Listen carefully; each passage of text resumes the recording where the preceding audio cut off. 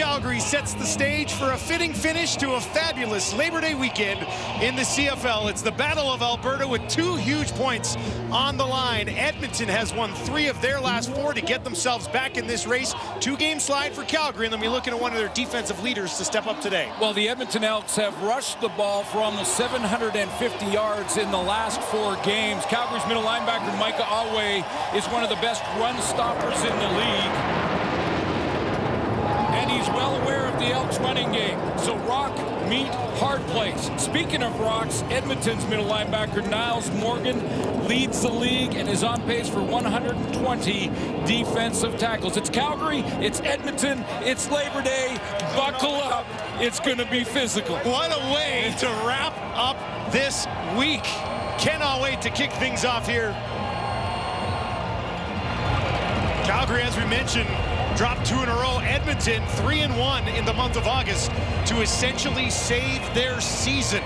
Stampeders have owned this day, winning 10 of the last 11. Edmonton finally getting one back in 2021. Calgary won the toss, deferred. Edmonton will start the game with the ball, and we are underway at McMahon.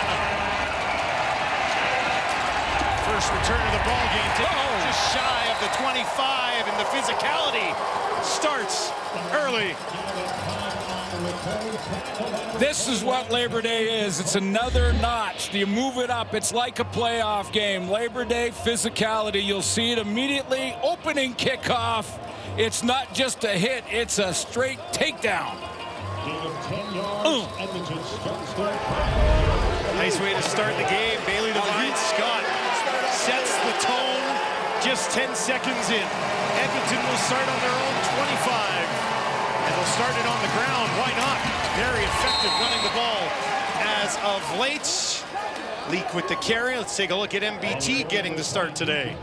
Thrown for over 2,000 yards, completed just shy of 60 or 70% of his passes, 14 touchdowns to 8 interceptions, 1-8, but one of the wins recently, more recently, both Trey Ford and McLeod Bethel-Thompson are dressed for this game.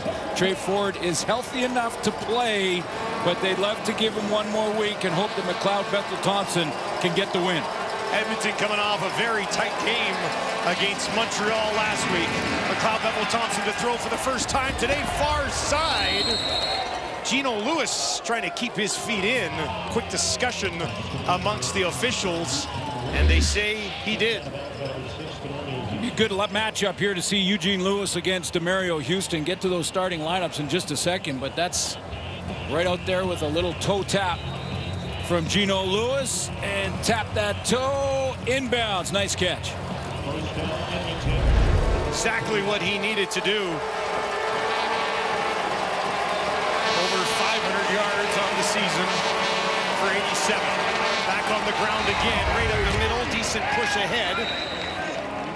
That's Leak, healthy for this Edmonton offense. Offensive line has played together now for 5 straight games. One of the reasons they've been so successful running the football. More on that as the game unfolds, and go back and see Javon Leak, who missed their last game due to injury against Montreal. He's fresh, healthy, and ready to start in that backfield. 3 different running backs all dressed here for the Edmonton Elks in this one this evening. And as I mentioned off the top, 750 yards in the last 4 games. All 3 of their running backs dressed have a 100-yard game in their last 4 games. Doesn't matter who's in. There's an incomplete pass. Looking for Dylan Mitchell, working against Roberson. And it'll be a punting situation for MBT in the Edmonton offense. Calgary won the toss and deferred to the second half. Edmonton got the ball first, and that's when you do that, you want to get that lead going in at halftime. We'll see how Jake Mayer looks as he gets his chance coming up. Let's go be motherfucking great. Jake Julian set to kick it away, leads the league with an average of 53.1 yards per punt. Lets this one fly just outside his own 30. That's over the head and through the end zone as Peyton Logan just watches on, and Edmonton on the board first here with the single. Jake Maier has completed 72% of his passes this year. Touchdown to interception ratio 14-7. He's 2-1 on Labor Day, so has a winning record in this game. He's completed 70% of his passes in those 3 Labor Day starts. Over 300 yards in last year's Labor Day victory. Calgary came away on top 35-31. They'll start on their 40 after the single. They'll hand it off to get things started. Kylan Hill trying to bounce outside, but he's pushed back for a loss on the first play of the ball game for Calgary. Up front on the offensive line for the Calgary Stampeders, Bryce Bell was a last-second scratch, so Kyle Saxelid will play at left guard for him. And the veteran in this receiving corps is Reggie Begelton. You heard the guys talk about it in the pregame show. If I were going to pick that first score or anytime score, it might be Reggie here in this one. We'll leave that up to the panel. Reggie has some catch in 62 straight games. Watch for him to be involved heavily today. 2nd and 13 for Jake Maier. 2nd in the league in passing yards coming into this game. Deep shot down the field. Incomplete. Oh my. Michel steps in. It looked like Hyman was going to have it. Ishmael Hyman is the wide receiver, and Markin Michel the inside slot back receiver. You see they start at the line of scrimmage together, and they're both running go routes. A little hook and go from Markin Michel and a straight go route, but they both think they're the primary, and they're going after the football, and it's a friendly fire that causes the incompletion. A fortunate bounce for the Edmonton defense, as both of those guys might have had a shot at taking it the entire way. Neither of them could have hauled it in. Dylan Mitchell, far side, cuts it up. There's a flag just inside the 25 as he takes it all the way back out to midfield. But a flag sits around the 23. We'll sort it out when we return. Battle of Alberta to wrap up Labor Day weekend. Settle in. It's going to be a great Monday. Room to run for these guys, I guess. What's most impressive to me is that average 6.6 for both Rankin and Leak, and Kevin Brown's a little bit below that, but in his last start against Montreal, he was 6.6 average. So all 3 getting it done. Leak is in there right now to the next of his quarterback, McLeod Thompson. NBT down the field looking for Giddens, goes up and gets it. Oh boy, a beauty early on here for Giddens, and he's feeling that one. We had to lay out to get it. It was on that inside shoulder, so he went down awkwardly.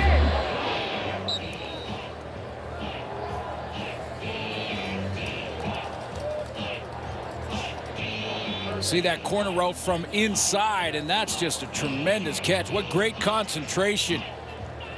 Coverage was there by Kobe Williams. Wow. But you can see how he just, his ribs exposed, and that's what hit the ground first.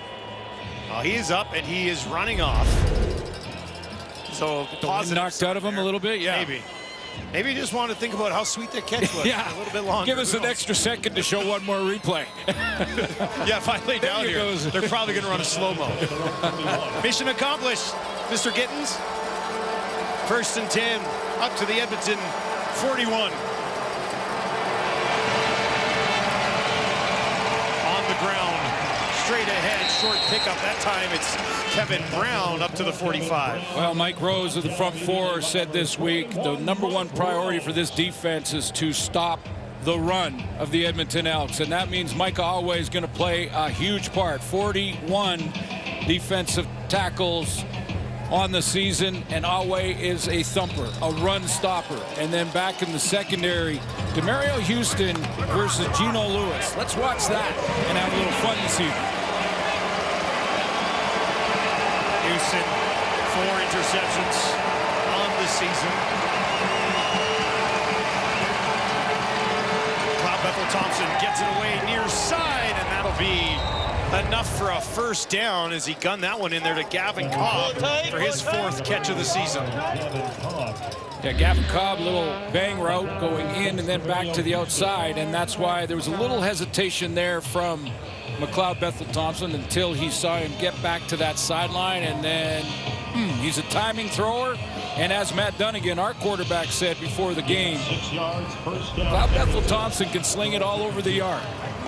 There's no question about that. He's an outstanding passer of the football. Cobb into the game for Gittins, who's on the sideline for now. He'll run it again. Midfield and more for Brown. Good pickup on that first down scamper. There's Alway getting involved. You know, when you look at the matchup and the three-headed monster that is the run game for the Edmonton Elks versus this Calgary defense as a whole on team defense, they're last in the league against the run. That's why Mike Rose was talking about it this week. I'm sure they've emphasized it big time all week long, that and through the bye, because Calgary had that extended bye. If we're going to beat Edmonton, we've got to stop that run.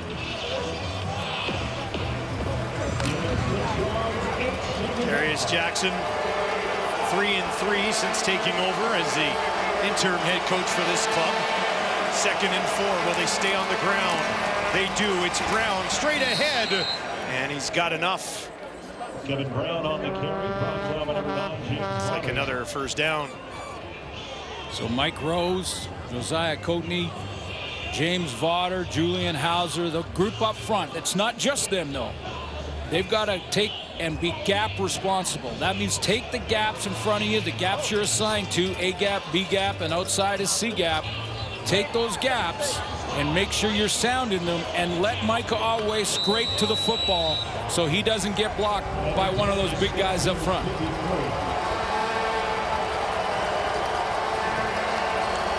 Fresh set of downs from the Calgary 48.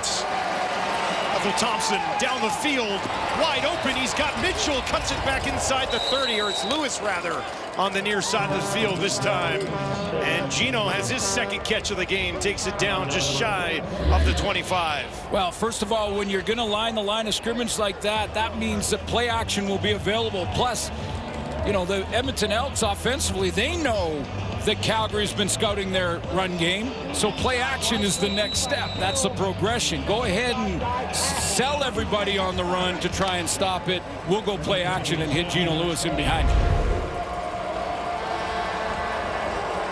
Lewis already with 32 yards in the first quarter here.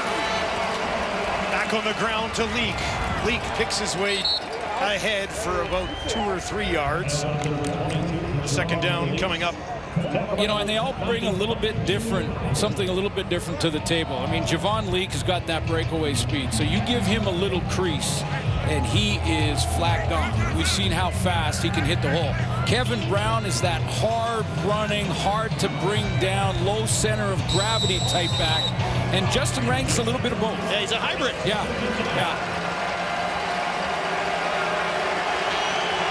2nd and 7, a good crowd of McMahon tries to crank it up a bit here. MBT in trouble on the run, throws it away as he's taken down, and that will bring up 3rd down. An intentional grounding flag, I believe, thrown at the end of it as he was backpedaling. He threw that ball short of the line of scrimmage. Yeah, without a receiver in the area, that's the issue. If there's a receiver in the area on a throwaway behind the line of scrimmage, throw it at his feet, you can get away with that, but the ball has to go across the line of scrimmage if you're throwing it away without a receiver being around. We'll take another look. The line of scrimmage up there at the 25. Intentional grounding. There you go. Edmonton number 10. The ball will be placed on the 42-yard line, and it will be 3rd down. Well, Bethel-Thompson a little bit slow getting up there at the end of that. Of course, he was gathering up part of his playbook and things like that. Yeah. So this moves him all the way back to the 42. It's a 3rd and 25. And they will kick it away instead of attempting the 49-yard field goal from Faithful, who is in at the kicker position today for Boris Beatty. I wonder if it was Boris Beatty, although he has struggled and been inconsistent this year. If it was Beatty, they go field goal here. He has the big leg. Looking for a little more consistency from Dean Faithful. I was watching Faithful in Time count warm-ups. Violation. Edmonton number 9. 5-yard penalty. Well, it remains third down. Now it's a no-brainer. Now you are kicking it. I was watching Faithful in warm-ups going this direction, and there's some wind that would be at his back right now. And he was hitting from about 52, and the ball was carrying to the back of the end zone. So looked like he had the leg earlier, but early in a ball game, I try to drop this one in tight in the field position battle. Third, and from here to Red Deer. This is up. That's going to be dropped in there now, and it'll fly out of bounds. He walks. Just before the 20. Well, wait a second. What's going on here? Because he stopped at the 19. Now he's throwing a Illegal flag. punt out of bounds. Edmonton number 7. 10-yard penalty. First down.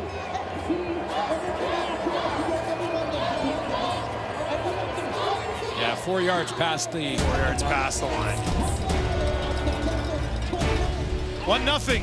Edmonton look at a new face for the Labor Day battle between Calgary and Edmonton. Kylan Hill. Nice resume coming out of college. First team all SEC in 2019. Yeah, Packers 7th round pick in 21, and the guy who's in game 2, start number 1 for Hill against Ottawa, which seems like a long time ago that they played. 17 days. Here's Mayer on the run out to his right, puts it over the middle, and they've got a first down. And it's Reggie Begelton, 63 games in a row. Good way to get this started. Go to your veteran and Reggie Begelton to get this drive going. Hill got 9 carries versus Ottawa, 38 yards, about a 4.2 yard average.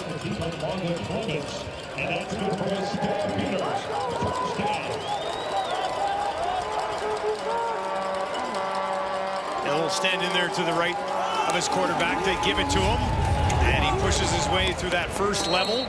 Takes it out beyond the 45 against his Edmonton defense. First level has Noah Curtis up there. He's got 5 sacks. That leads his team. The second level has the #1 tackler in the Canadian Football League in Niles Morgan. He leads the league coming into this week with 73 defensive tackles. And in the secondary, Cordell Jackson is very quietly and slowly becoming a leader in that group. He leads his team in knockdowns and interceptions with 3. Anderson playing alongside Morgan, tied for second in the league in tackles with 64 himself. Mayer down the field, laid out there, intercepted just inside the 30. Bouncing back up is Bynum, and he'll be tracked down from behind. Now a flag after the interception has been thrown on the field. We'll sort that out when we return. Devondrick Bynum has his second interception of the season as he takes it away from Jake Mayer. And this is the one-on-one matchup between the two. And I'm not sure if Ishmael Hyman saw this football or was trying to find it and couldn't find it. Really didn't react back to the ball, and Bynum just sat underneath it. I think that was the reaction from Jake Mayer. He looked and said, hey, did you not see that one? I threw it right down the sideline to you. Hyman was then flagged for illegal participation after going out of bounds. So this drive will start on the 43. McLeod Bethel-Thompson immediately deep shot down the field, and he misses Dylan Mitchell by more than a little bit. Pass thrown incomplete, intended for number 17, Dylan Mitchell. Oh, they've been willing to throw this ball down the field so far. Well, Mitchell is running a straight go route, and that where it was thrown was to the outside, right out by that sideline. I think that McLeod Bethel-Thompson was looking for more of a fade to get closer to the rail there than Mitchell ran. Just a communication error between the two. That'll leave Edmonton in a 2nd and 10. Best crowd of the year here in Calgary. MBT into no man's land there. Looked like Leak might have gone the wrong way that time, and that'll be 3rd and 10. So after the turnover, it's a quick 2 and out, and Calgary will avoid any damage. Yeah, there was a receiver over in the area, so it won't be another intentional grounding, but Cloud Bethel Thompson just looked, there's Javon Leak, and he thought he was running a different route. This kick is skied, bounces at the 3, and then through the end zone. So a couple of singles has Edmonton on top, 2-0. 17 days off. Is there a worry about the Stampeders? But I'm concerned about our details. He said the practice week was up and down. He really believed that there was just too much time off. This team's been off for really 2.5 weeks, so they do believe it'll get better as the game goes, but that was a concern coming into this game. Rest definitely, but certainly some rust here in the first quarter. How about as a player, Suits? 17 days between games. A little bit long. Yeah, especially coming off a loss. Then you have to live with that for that long period of time. And you're looking at the big plays offensively. Big play in the passing game is anything over 30 yards. Jake Mayer has 11 on the season, but 5 were in their last 2 games. So he was getting that connection and the chemistry, and that long break may have been an issue. We'll start this one on the ground to Hill, trying to find some space, and eventually drilled back, but did pick up 3 or 4 yards on that initial push. It'd be interesting to see just what kind of a tailback Hill is. It looks like he's certainly got that second effort, and he knows, as most tailbacks do, that you never want to go down with first contact. Take 2 or 3 Edmonton Elks to get him there. No surprise, it was Morgan that started it. Anderson finished it off with Purifoy sort of mixed in. 2nd and 6. Just 1 pass completion from Mayer so far in the game.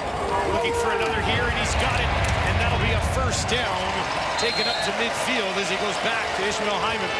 Well, the former quarterback and head coach of the Stamps is going to like that one, because the timing was there. It's a quick slant, and the pass was there. The accuracy was there, and it looked like a well-executed offensive play into that soft spot in the zone over there in the Edmonton defense. 4-1 at home are the Calgary Stampeders. Their 1 loss was in that game prior to the bye, so as Suits mentioned, had to sit on it for a couple of weeks. Hill, a little stumble, regains his footing and gets a couple of yards on 1st down. Here's the split right now on what we're seeing from Calgary. 4-1 at home, 0-5 on the road. Yeah, I think down here is one of the big reasons for it. We always talk about turnovers, the turnover ratio, and how important that is. But yeah, they've been much better at home and have been very good on this particular game at home of late. 110 of the last 11 overall in this Labor Day battle. 2nd and 7 here. 2 options to the left, 3 out to the right, down the field. And plunging out to get a hand on it is Bynum, as Mayer looked for Philpott for the first time today. Philpott's got the great target to catch ratio, which will take a little bit of a hit after that incompletion, but see Jake Mayer saying that was on me. This was a throw. He's been targeted 39 times, Philpott. Caught 31 of them. That's a nice defensive play, cutting underneath that from Bynum. That's a couple of plays for him now early in this game. Interception, and now that one as well for the rookie corner. Cobb takes it just inside the 10. 44-yard kick, spun off a tackle and forced out right at about the 15 with 53 seconds on the clock. MBT 4 of 7 for 70 yards here in the first quarter.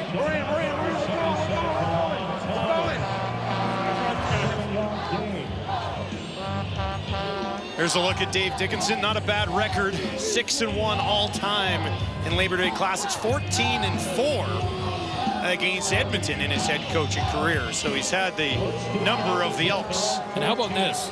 336 games in Calgary for Dave Dickinson. Player, assistant coach, and head coach. And there's Darius Jackson, 3-3 this season after taking over for Chris Jones. Hand it off. Trying to kick it out is Leak. Near side tackle made at the 20, and a nice burst there. Ross was able to corral him.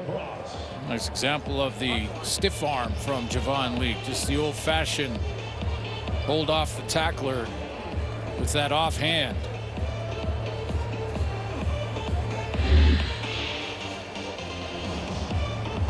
A little stiff arm there, gets outside of Cameron Judge.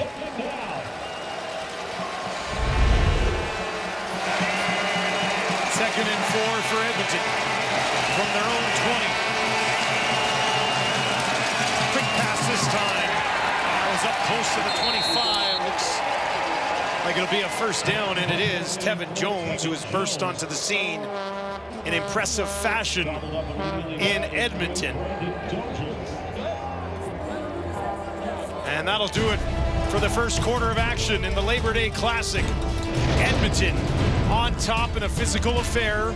They lead on the road here in Calgary 2-0. Then they'll have the ball when we return for second quarter action. Don't go anywhere. Coming up here in Calgary, Edmonton leading. Classic low-scoring affair here, 2-0 over Calgary. Suits, what stands out? Well, what stands out is that both defenses have done a nice job scouting each other, scouting the offenses. And you look at the run game for the Elks, as we talked about in the first quarter, has been so strong throughout the last 4 or 5 games. And right now, Calgary knew that too. They emphasized it all week and through the bye, and just 29 yards rushing for the Elks in the first quarter. Pretty much an even split sort of between Brown and Leak so far. Leak's got 4 carries for 15 yards. Brown's got 3 for 14 yards. Haven't seen Rankin just yet. He'll be involved in special teams a little bit, I believe.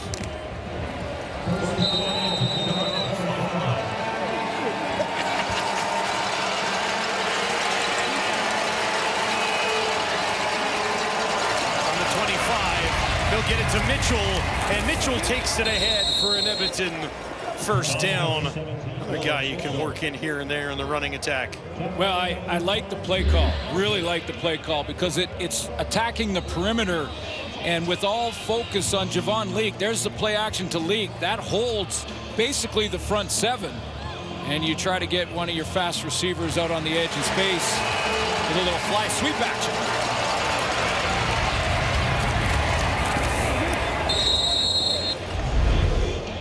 Roberson is down on the field. Not for long, though. Well, the training staff's out there, so he's going to have to go off for at least 3 plays. Maybe a little bit of a limp there. You can see as he's trying to shake it off. 7 interceptions for the Calgary corners.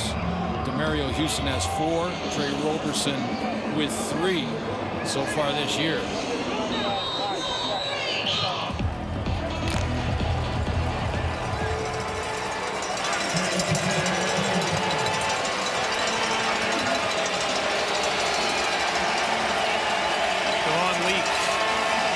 Quarterback will fake it to him. MBT from the pocket down the field, drops it in there, and it's held onto once again by Giddens. Had a big one earlier, and he's got another one here. Great accuracy from McLeod Bethel-Thompson, and Giddens is going to sell this. Sell it by not showing.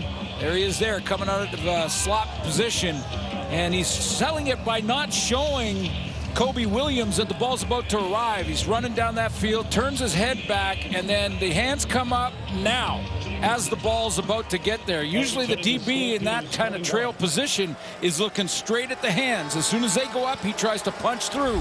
But they went up so late in that process, couldn't get there. 65 yards on 2 catches.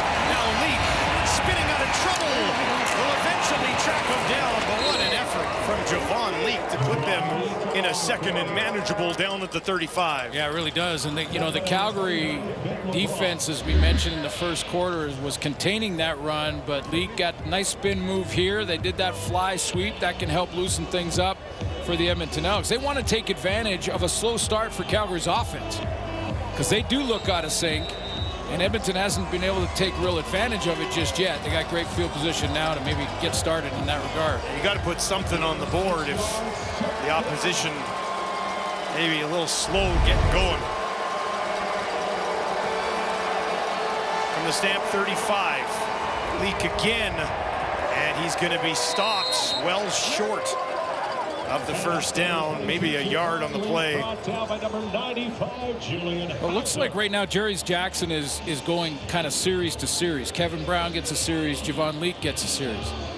But I would suggest that maybe an idea is on third or second and short, second and 2 or 3, maybe Kevin Brown is more suited for that interior run and Javon Leak on first down.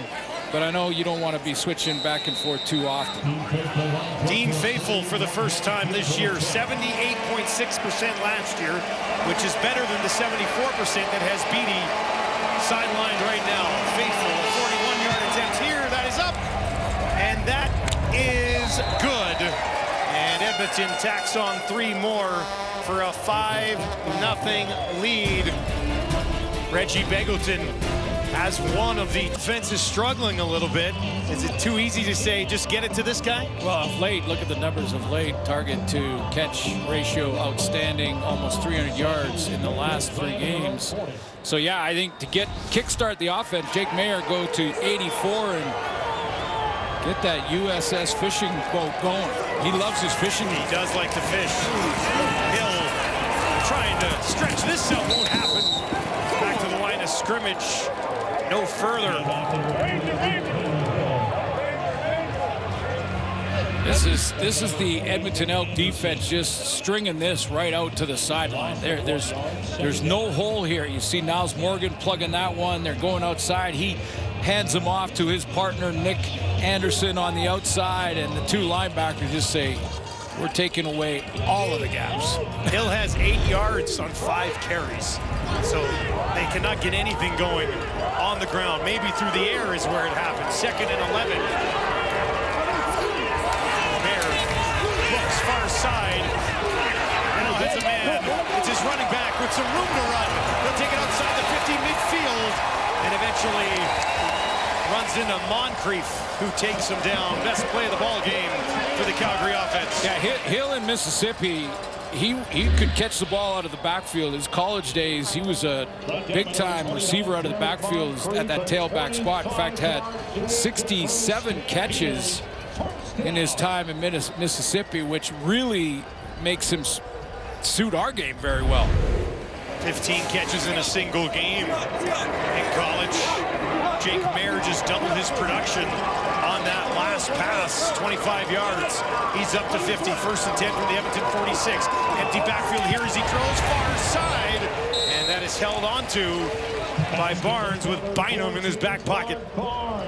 Good job by Barnes to block out Bynum, because that's a dangerous inside throw there for Jake Mayer. And Bynum already has one in this game, and he closes quickly there, but Barnes protects the ball. 6 yards to Barnes on his first catch of the game. Changing the play. Calgary works it home from the Edmonton 40. Mayer gets it away. As Hyman trying to escape, and he does. Takes it down to the 10. Still on his feet. There's a flag back at the 45. And Edmonton saying this is going the other way.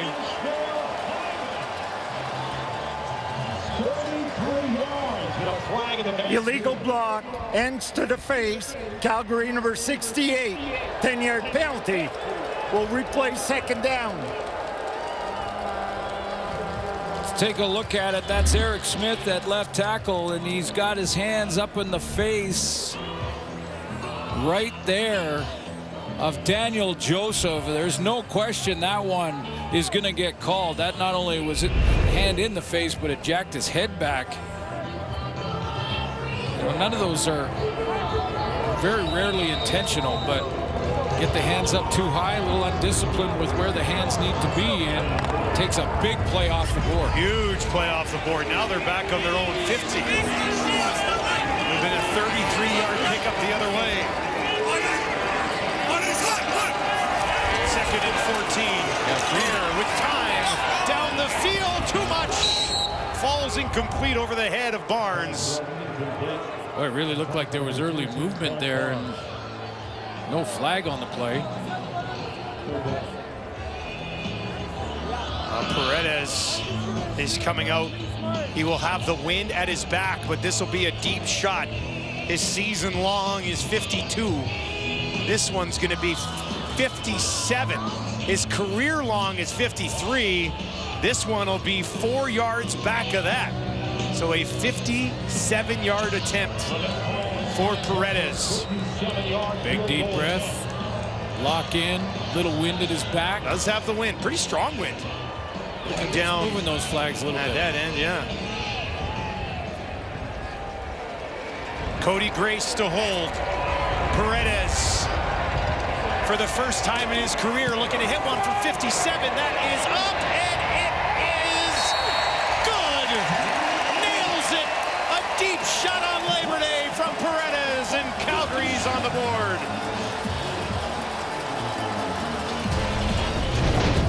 Had a little breathing room on this one, I think. Paredes, no mistake, crushes it. CFL on TSN will be back on Friday as the Lions take on the Alouettes. That's a big one. 7:30 Eastern, 4:30 Pacific on TSN. Big game for Nathan Rourke in Victoria. And thank you to everyone for their hospitality out there in Victoria on the West Coast. That was quite the event. Turns out Victoria is a pretty nice place. It's not bad. Good seafood there, too. Didn't have any. Come on. I got to get you on seafood. Edmonton will start from their own 40. Bethel Thompson wide open, has a man. That'll be a first down as he gets it to Dylan Mitchell. Dylan Mitchell, this is a timing route. He's going to do the curl here, and the timing route for Mitchell, straight down, run this curl. This is what McLeod Bethel Thompson is great at. Those intermediate throws on time, right between the 1 and the 7. Edmonton at their own 51. First catch of the game for Mitchell. Had that rushing attempt earlier on the sweep. Edmonton will work from their own 51. On the ground, up the middle.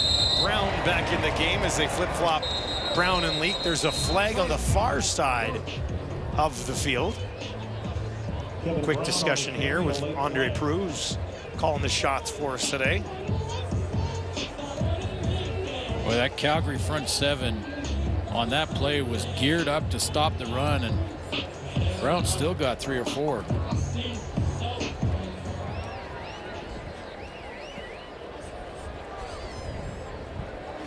Illegal procedure.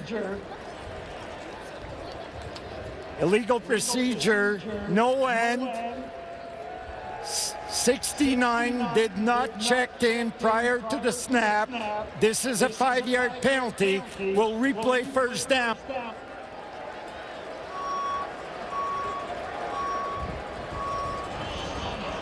Still some pointing among the players down in the field. I think the Elks are arguing the call now that they heard it.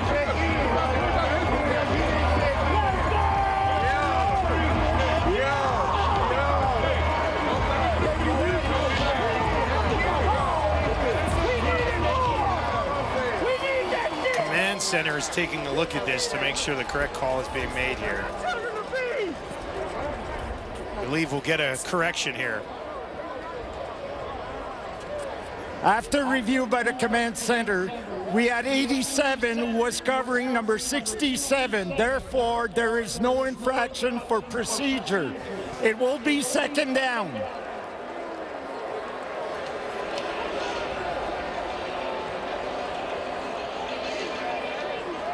Round of boos from the crowd here at McMahon. So basically, never mind. Pretty much. Never mind. Nothing to see here. Let's move on. Everything was lined up properly. Ended up being a 3-yard pickup for Brown, who remains in the game. And running back for Edmonton, Gino Lewis. To the top of your screen, working against Demariel Houston. MB MBT looks that way down the field. Gino, he's got him. Lewis will take it inside the 30. Pressure coming from behind. Stays on his feet and then is upended just shy of the 20. Have yourself a half. Gino Lewis. Well, this is Gino Lewis and the throw from McLeod Bethel Thompson that is going to be his bread and butter again because it's a timing throw. He's got Cameron Judge underneath him, but he catches a timing throw. He's got Cameron Judge underneath him, but he catches that ball because it's thrown on time just as he clears Judge into the middle. Good accuracy and a chance for the Edmonton Elks to take advantage of the slow start offensively by Calgary. 66 yards on 3 catches for Gino, team leading 3 catches. Edmonton will work from the Calgary 22. Haven't found the end zone yet today. Over the middle, defended well, and broken up by Kobe Williams, working against Gittins. Gittins has a couple against him.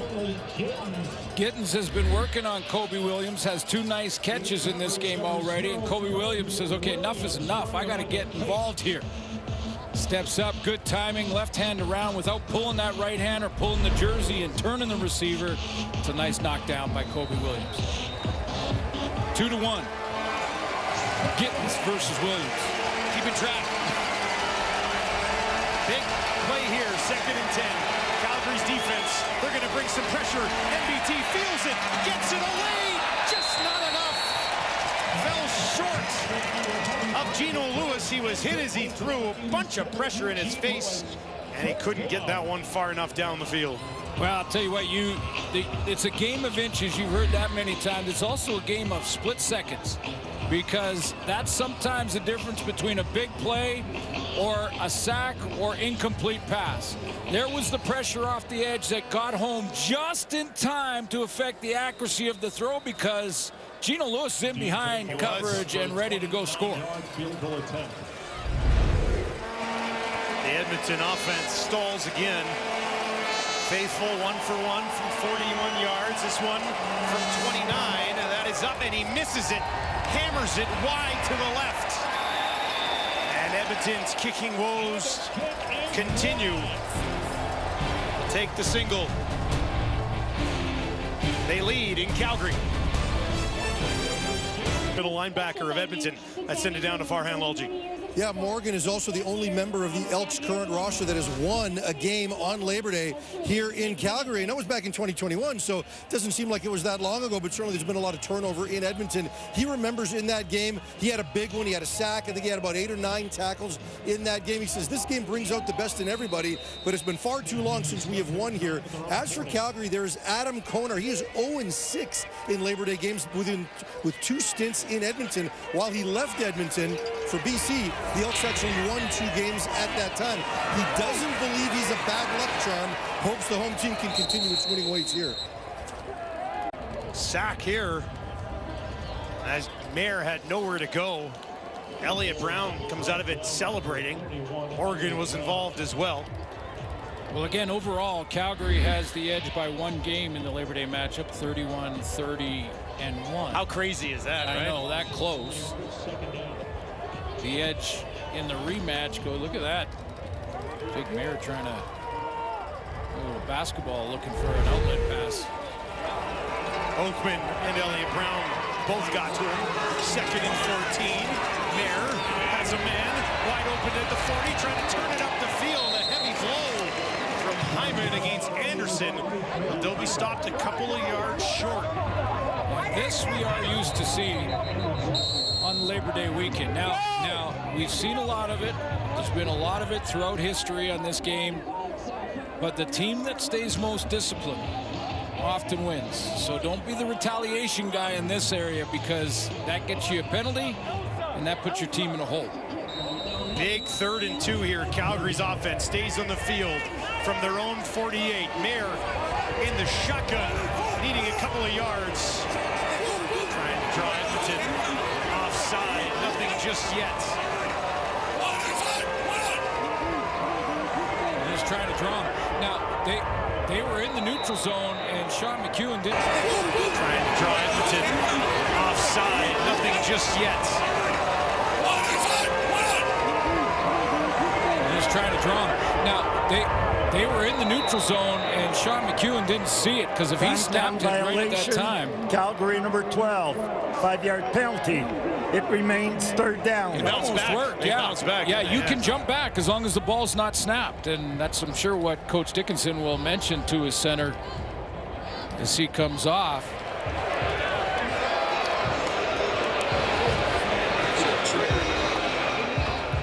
Gavin Cobb and Purifoy will go back to field this kick.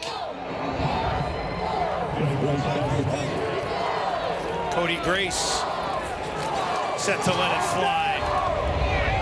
Kicks it in the direction of Purifoy. Takes it just inside the 20. And nowhere to go. 48-yard kick. And pushing and shoving, and again, Labor Day, let's look at some of the Labor Days of old and all the mayhem that happens in this game in the Battle of Alberta. They just go at each other. It's physical. That's why we open the show up with the linebackers, because it's that little extra second.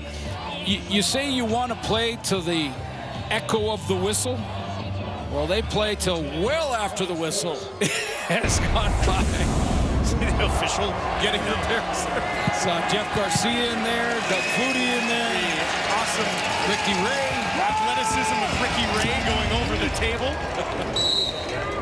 There's Javon Leake with the carry. Nice pickup on first down. Those are pretty big names, though, in the quarterback room. Just a few. You know, Jeff Garcia, Flutie, Ray. Boy, there's been some great battles. And next week in the rematch in Edmonton, expect the same. I mean, just some great moments in history on this weekend. Nice crowd here in Calgary. Excellent tailgate going on. And before I get any more tweets, Hamilton tailgate is awesome, too. You know what? I'll just say it. Any tailgate is awesome. That's true. The one here is large. Tailgate, both sides of the stadium. But it's good. Let's crank it up a notch. I challenge everybody. Get out to a tailgate experience at a CFL stadium near you. There you go. Go enjoy yourself. We can't. We have to work those days. It's tough. We're inside 3 minutes here on Labor Day in Calgary. Who is that out there? St. Cyr, I think. Is that St. Cyr? No. Can't see the number.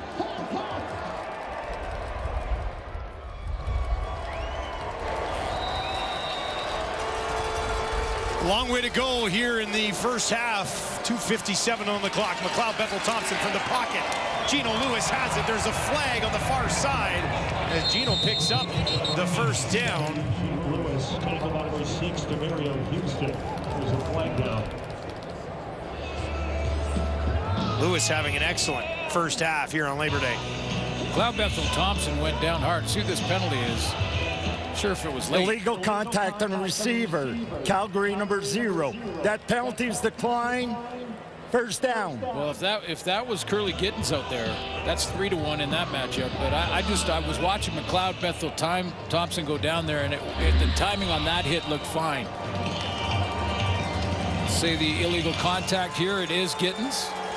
That's way past the 5 yards. I don't know there's enough there for a penalty, but okay. 3 to the left, 3 to the right. Finds Jones over the middle. Breaks the tackle, and here goes Tevin Jones. Down to the 40 and tripped up at the 35.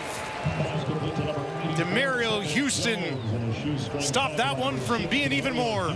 Blitz coming here from the Calgary defense, and when they send this kind of pressure, that's Cameron Judge to the right that's coming up and trying to hide in the line of scrimmage. But that quick pressure that McLeod Bethel-Thompson knows, he can't block all those guys, so he's got to hit the hot route. That was Tevin Jones on the crosser, and Houston may have just saved a touchdown. 32 yards for Tevin Jones there. First down is lopsided for Edmonton. Haven't been able to find the end zone just yet. Near side, that's Gittins. Has some room, has a first down. And Edmonton is marching here late in the first half. Curly Gittins is McLeod Bethel-Thompson's favorite target. Of course, work with him in Toronto. We've talked about it many times, but Gittins leads the team in targets, touchdowns, and second down conversion catches. Just great chemistry between 10 and 19. And they're working that in this first half. Claude Bethel-Thompson over 200 yards passing here in the first half. 6 points on the board. Looking to extend the lead late.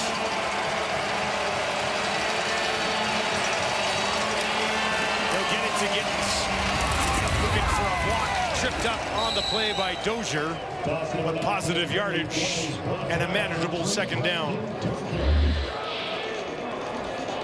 Got a different looking formation, extra lineman in there to help with the blocking, and he gets out with the kick out. That was David Foucault, who lined up off the line of scrimmage, and he's going to be leading it around the edge. He gets on to Micah Alway, I believe, and then Dozier, as you mentioned, just gets his arm on it.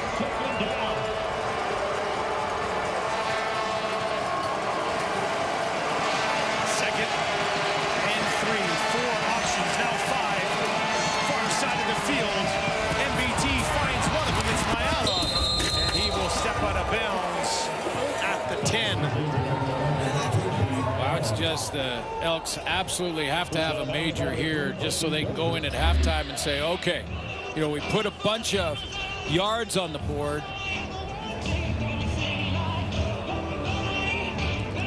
See Mayala out to the flat, but finishing this drive with a major, huge for their psyche. I mean, they've really dominated the first half. They've had the time of possession edge.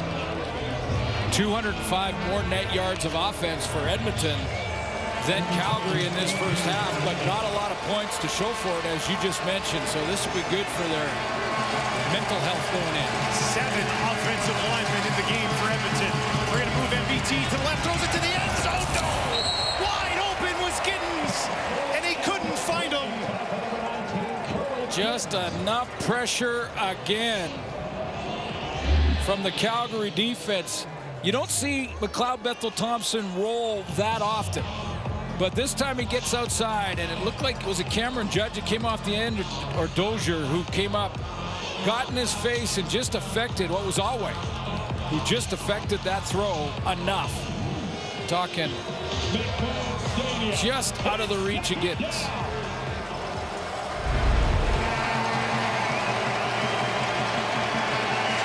Second and 10. Can they find the end zone here? Far side. Got it. Gino Lewis. Touchdown, Edmonton. Come on, boy. MBT to Lewis. His 4th of the season.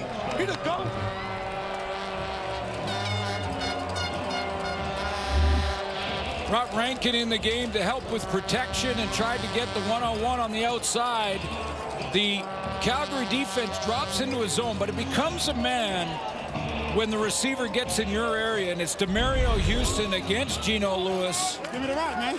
As that evolved into a man, the great route and that timing throw again. This time they connect. You heard Gino say, just give me the rock, man. 5 catches, 87 yards, and a touchdown.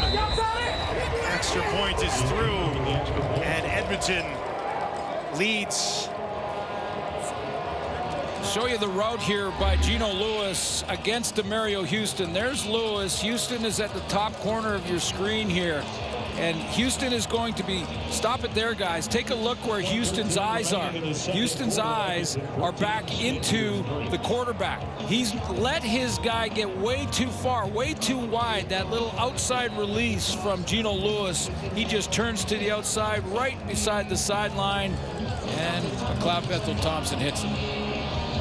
15th passing touchdown of the season for Bethel-Thompson. 8 plays, 84 yards in less than 3 minutes. And Edmonton finally has something to show. Oh, you saw it. I mean, that's what I mentioned. I mean, this to have that kind of edge offensively and net yards, time of possession, and all of it, and have 6 points on the board, that's going to mess with you at halftime. But that you could see the celebration from Bethel-Thompson after that throw and that touchdown. Like, whew, okay, taking advantage of having the edge in the first half. Calgary will get the ball back here, so more than a minute to work. They will have the wind at their back. Their kicker's already hit one from 57. career high in this game. Faithful hammers it away. A low driving kick taken by Logan. Just outside the 5. Logan takes it back out to the 34. And that is where Jake Mayer, who's just 5 of 9 for 68 yards, will get the ball with 66 seconds remaining in the second quarter. After the last drive by Edmonton, by the way, not a lot of run game in there. No. So after that first quarter, when they had, what, 26 yards rushing, I think, the Elks, Calgary was ready for it out of the gate. They've kind of evolved into throwing. They've got 57 yards on the ground. Yeah. No, they haven't abandoned it, but that's what we've seen in the past. On the ground here for Hill, and he's got a first down. He had been held to just 8 yards on his first 5 carries. So that's a big one and a nice drive starter. Yeah, there's lots of time on the board for Jake Mayer to at least get into field goal range here and trying to get a little bit back, but it's a good way to start. Little draw up the middle.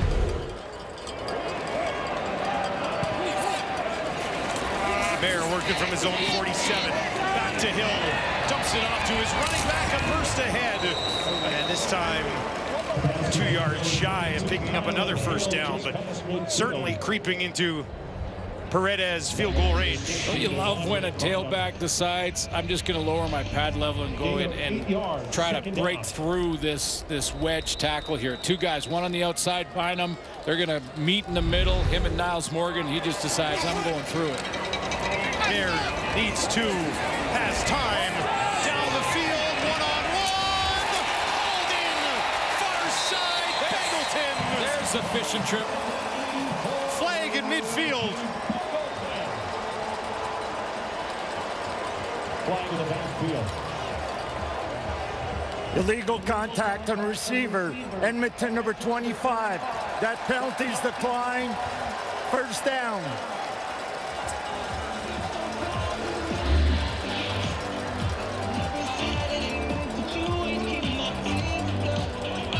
Outside route.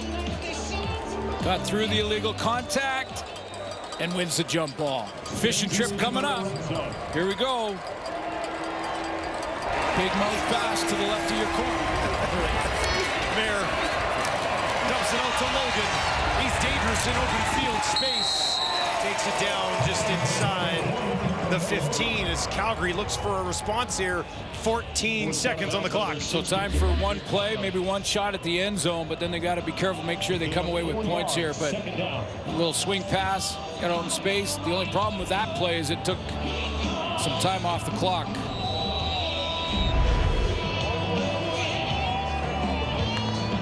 Went out of bounds. Watching on. Didn't go out of bounds. Stop that clock at 14. 2nd and 6 for Jake Mayer. Dumps it back to Hill again out in the flat. Broke a tackle and takes it down inside the 10 with 7 seconds on the clock, and he's got a first down for Calgary. This is a tough one for Dave Dickinson and Jake Mayer now because you got the first down. That's okay, but he's only got 7 seconds. Yeah. Calgary. So Calgary's going to call their timeout and basically look for a play in that play card that Dave Dickinson has that only takes a couple seconds. So that's either got to be like the quick fade where the ball's out of Jake's hands quickly. Can't check it down like that again because that'll take too much time and they may not get a chance if they can't get it in across that last 5 yards. But a quick slant, something that happens immediately, little rub play. Jake Mayer is 4 for 4 on this drive. Has 7 seconds left to finish it. First and goal from the Edmonton 6. Mayer backpedaling. Can't get rid of it. Throws into open space and the clock Just in stops time. at 2 seconds. He knew exactly where it was. He took a shot. He wanted to look for an inside route. He was coming over here. He was looking in that direction initially. A couple receivers over there. Thought he had it there, but a little too tight on the coverage and knew that if he didn't get rid of it right then, they were going to lose a chance at a field goal. Well, Paredes hit one from 57 earlier, so I like his chances for a chip shot here from just 13. And Calgary will get 3 points back before the end of the half. Edmonton leads 13-6. McLeod Bethel Thompson 14 of 20 for 200. Will get us started here as we get set to take you through the final 2 quarters of the Labor Day weekend, and that is up and away. It's going to hang up there. Short kick taken at the 30, and now brought to the near side of the field by Logan. Got around one man, not the second, as he's tracked down and taken down by Zach Mathis. Want to stay mentally strong, and that's what Jake Mayer was doing in that interview. It's basically saying, look, we're not going to use this timing thing and the bye week, the long bye week as an excuse, but these are some of the miscues from the first half. Just missed throw there. This is an interception that Hyman didn't really look like he thought he was a primary. Discussions on the sideline, getting some timing down. I think it was obvious that there was some timing issues, although, again, good that Jake didn't use that as an excuse. Mayer gets this one away quickly. Timing, he's got a first down. The tackle was eventually made by Darius Bratton, but they'll move the chains early against an Edmonton team that has been outscored 50-0 in their last 5 third quarters. Well, you heard McLeod Bethel Thompson at halftime with Farhan say that we got to get ready for the third quarter. We have not been very good in the third. They've been awful in the third quarter. Jake Mayer didn't like what he saw. Switches things up. 5-man pressure from Edmonton. Mayer stays in there. Hit as he throws, and it falls incomplete. Oakman came barreling in there and popped him. So, game of adjustments, and Jarius Jackson is going to make some, and he's just like every coach at halftime, but this has been the quarter that has been their Achilles heel, and the games that they have lost. It's a -51 in point differential in this quarter alone. Like, yikes. You almost want to break even. It's kind of like when you're sitting at a blackjack table and it's not going well. Just let me break even once. I still want to win all the money. Double down. Mayer over the middle, out towards the Edmonton 50. Fishing. Bagleton's got it again. The USS Bagleton goes fishing again and comes up with it. Bagleton coming out of that backfield, or excuse me, out of that slot position. Good deep waggle, getting a good run at it like he's going deep, pushing those defenders back, get them out of their chair, and going fishing. Yeah. Oh, got it. That's a salmon off the West Coast. Reeled in another one.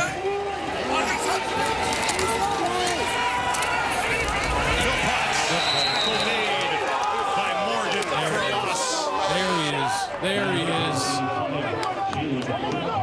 That's why he leads the league in tackles coming in. That's why he's leading the league. Shot out of a cannon. Yeah, I've talked many times about linebackers scraping to the hole. That's just shooting to the hole. 4th tackle of the game for Morgan. No surprise. He leads his team in that category. A loss of 4, 2nd and 14 from midfield for the Stampeders. There on the run to his right. Who can he find? Nobody just yet. Now he drops one over too short in front of his running back, Hill. And that'll bring up 3rd down, and Cody Grace will come out to punt it away. Very, very dangerous throw there for Jake Mayer. It is for any quarterback. It is if you're hot. If you're not, doesn't matter. Rolling all the way to your right, and the guy that was probably closest was Nick Anderson. He was closing quickly there. You see him cutting back and seeing that? It's a dangerous one. Got away with it. That ends a streak of 7 straight completions for Jake Mayer. From the 45, Grace hangs this one up there. Cobb waits, now takes just inside his own 10. Pushes it back for a return of about 10. Gino Lewis 87 yards for 87 in the first half. Welcome back to McMahon. Gino Lewis leads his team in yards receiving and had a big first half. And it was a matchup against Demario Houston, which I mentioned off the top as one to watch here in this game. And so far, it's been 87. 87 yards, 6 targets, 5 catches for Gino Lewis. He has a touchdown as well, all on Demario Houston. Now, don't fall asleep on Demario Houston, though.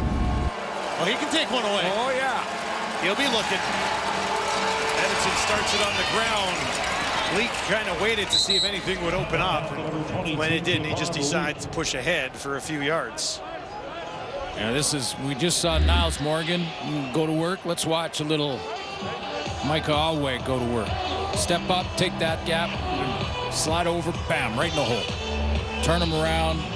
Dozier finishes him off. Good linebacker plays. Where's the price of admission? Got a couple of them today. 4 yards for Leak. 2nd and 6 for Edmonton. Gets it away. Gittins is wide open. And he's got a first down. His 5th catch of the ball game. Just looked like there was a mistake in the drops, because it's basically all curls, and you got to extend to the next one. Linebacker to the inside route, halfback to the next one. Go ahead and run it, and you see, stop it there. See, there's 2 defenders in the same spot, not widening to that middle curl.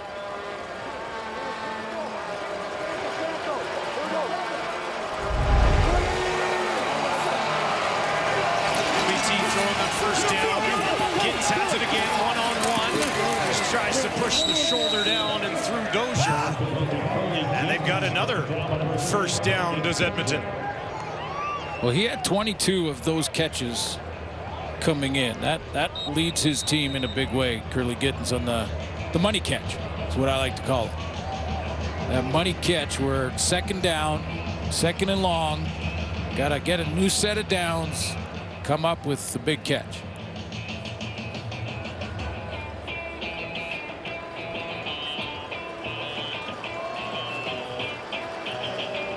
All right, we are going to step away.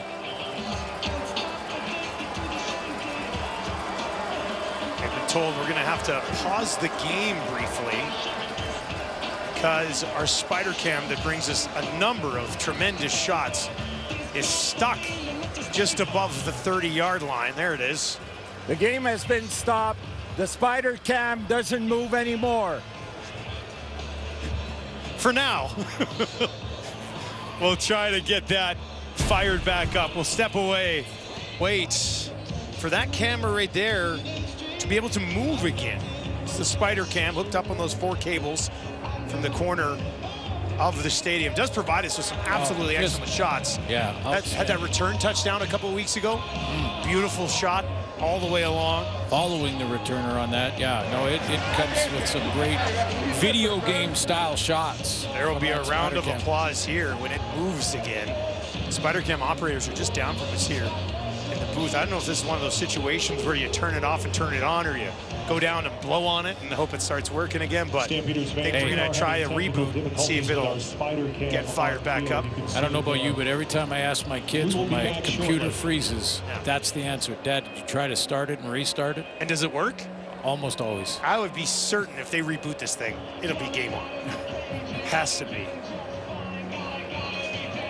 Frustrating right now, for sure, but it does provide some absolutely outstanding footage for us. I was joking with Suits in the break. I said, play on. If it hits it, it's you do the down over again. That's it. Simple as that. Cobb Ethel Thompson, 250 yards passing so far, has the touchdown. Trey Ford is on the sidelines as well, and MBT playing relatively well today. Nice problem for Edmonton to have with 2 quarterbacks who are kind of hitting their stride here midway through the season. Yeah, he is. And keep in mind that Cloud Bethel Thompson started the year with 3 300-yard games. So, you know, when they were 0-7, wasn't necessarily him that was the reason for that. Now, I agree with Matt Dunnigan in the pregame show who talked about Trey Ford just being a difference maker in so many other ways. He's such a dynamic player. I think it really trickles to the rest of the team. And he is healthy to go. That's why he's dressed. But if they had their way, and they're hoping for, is that McLeod Bethel-Thompson, who's played well tonight, can play the game, get the win, and give him another week, Trey Ford another week, to make sure he's completely healed up, and then we'll see what happens in the rematch. But yeah, if MBT had struggled tonight, Trey would have been good enough to come into this ball game. But MBT has done a very good job. But Trey Ford, I mean, like, he can put on a show, and I remember Labor Day last year. Ford got the start, and well, he was moving around. Let's flash it back to Labor Day last season. Let's take a look at that, because this was the play that was the jaw dropper. Okay, there's three guys there. I'm going to avoid them, give up about 25, 30 yards, get outside, miss that tackle, get outside, cut across all the way to the other side of the field. Big first down, and now after, what was it, 40, 45 yards, a hook slide, just creating. What really frustrates me is he doesn't even look tired after it. Yeah. Just a little jaunt in the park. So, you know, he's 2-0 so far in the season. Had to deal with an injury. They've gone back to MBT. They are 3-1 as a team in their last four. Very well could have beaten Montreal last week. Gave Montreal everything they could handle. Some kicking miscues from Beattie kind of backfired on them in that one against clearly a very good Montreal team. So they'll look to try to close it out here against Calgary, but a long way to go in this one. The cable cam, spider cam, continues to sit there. And we are going to manually move this out of the way. Not Suits and I. Other people will go down there and move this. For now, we're going to send it back to Kate in the panel. All right, Stamps fans, we're going to scan the crowd and find. Hold on. We might be back.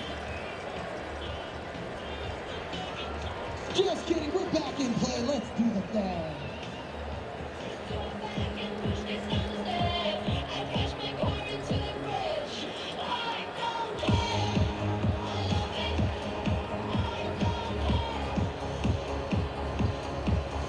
It is a great second half, but a good ending to this game. You got, two teams obviously know what they're fighting for here. But back to what Dusty was saying in the booth. To fix that, you just got to blow on it, right? Like the old Nintendo. That's it. Yeah. Yeah, just blow on it. That's all you need to do. Yeah. That's all you need to do, right, Matt? I like it. Yeah. Spider cam delay. Okay. All right. Here we go. That's a new one for us. All right, let's get you back to McMahon. And here's Dustin Nielsen and Glenn Suter once again. Elks still on top, looking to extend their lead. All right, we are ready to roll. Suits went out there. Yeah, I got my ladder and lifted it up. And the spider cam will no longer be an issue. saw the guys staying loose on the sideline, stretching. McLeod Bethel-Thompson got a good handful of warm-up throws, and we're good to start again. About an 8-minute delay, and we are back with 10 minutes to play here in the third quarter. 1st and 10, quick reset for you. Edmonton leads 13-6. They'll go on the ground. Nice burst, first down, Brown. And he picked up another one there, didn't he? Yeah, those in between the tackle runs. They got them both out there this play, though, Kevin Brown and Javon Leak. So you take a look at both backs in the backfield, you're thinking, okay, this is a double threat. Which guy's going to get the ball? Leak shot to the flat. That probably took the attention of Mike Alway for a second. Dozier ends up making the tackle, but not until Brown has the first down. Edmonton at the 54. Brown, the lone back in there this time. 6 on the line for Edmonton. MBT gets it away, felt some pressure, and had to get rid of it quickly, and it falls a good 6 feet away from Dylan Mitchell. It'll be second down. Clear shot here from Mike Alway. Evan Jones was responsible for sliding from the right side of this formation to the backside to pick up that blitz and got there just a split second too late. 2nd and 10.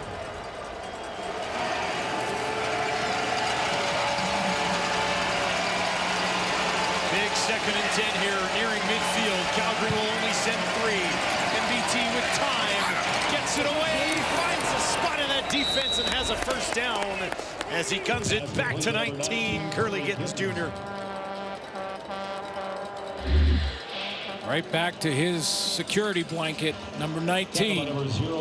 Take a look at this route, go out, see the zone, sit down in it, boom, nice. 3-man pressure, so McLeod Bethel-Thompson knows he's got an extra second or two, and he steps up, throws a strike. First 100-yard game of the season for Gittens. He's at 117. Edmonton marching. Pressure again, MBT gets it away, and that will fall incomplete. Now, I don't have statistics to back this thought up, but when Brett Monson comes with pressure, whether it's first down or second down, when he's brought pressure, it's put Edmonton in some difficult situations and some incomplete passes. When he goes with 3-man rush and drops into zones, McLeod Bethel-Thompson is starting to pick them apart in that area. So expect more blitz from the Calgary defense. There's their DC right there.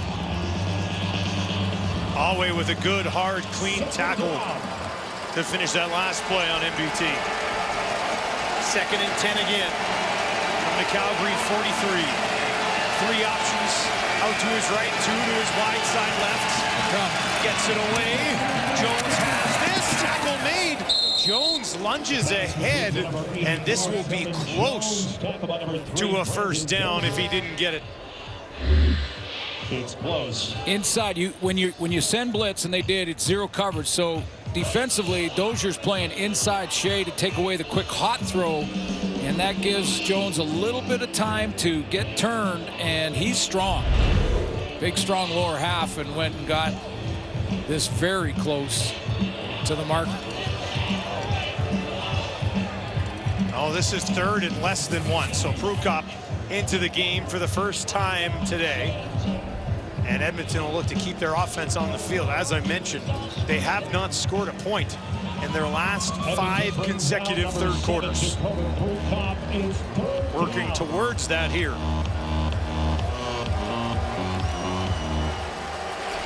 Prukop's been good this short yardage. They're 9 of 10. Prukop keeps it, pushes it ahead. That'll be enough. First down for the visitors. 2 good short yardage guys in this game. Dakota Prukop for Edmonton, and of course Tommy Stevens. Tommy Stevens was the league leader with 8 rushing touchdowns heading in to the weekend. Everyone on the roster's got a role, and that short yardage guy is an important role. Prukop has 7 touchdowns himself.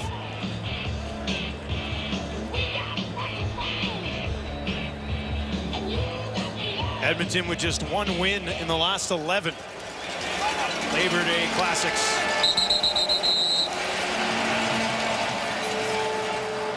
This is blown down. It's about to be the 10th play of the drive here for Edmonton.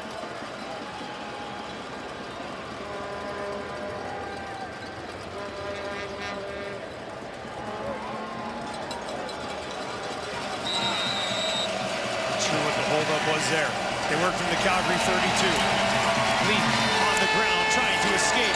Spins away, stays on his feet, and he's still going. He's got the first down and more. Javon Leak cranking it up a notch here. Well, this is all on 22. This is Leak just making it happen, creating holes. Watch what he sees when he gets the ball. Stop it there. Boom. He's got nothing. He has nothing to run to. But there's a little gap weak. He says, no, I'm going to keep fighting. Wait, spin again, take that hit, get the pads down. That's a great run. Can you imagine if he would have escaped at the end there and took that to the house? That would have been an all-timer. Judge eventually got back with some help. Rankin into the game at running back now. 1st and 10 from the 17. MBT, he's going to look to the end zone. No! Looking for Giddens, who was battling there and could not hang on. Stretching out his hammy. Let's take a look. No flag on the play either. It's against Kobe Williams, this matchup. There's been a couple there. Demario Houston versus Gino Lewis. Gittens versus Williams. Working that short side of the field a ton. I like the no call there from the officials. Just let him play. There was a little grab by Williams as he went by. A little push by Gittens as he was going up. Let the guys decide it. And Giddens had opened himself up enough to make that catch too, and couldn't haul it in on a day when he's been just terrific.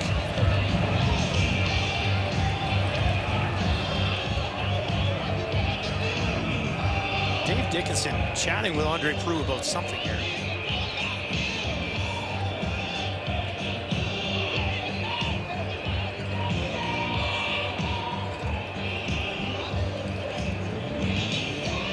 Second and 10 from the 17.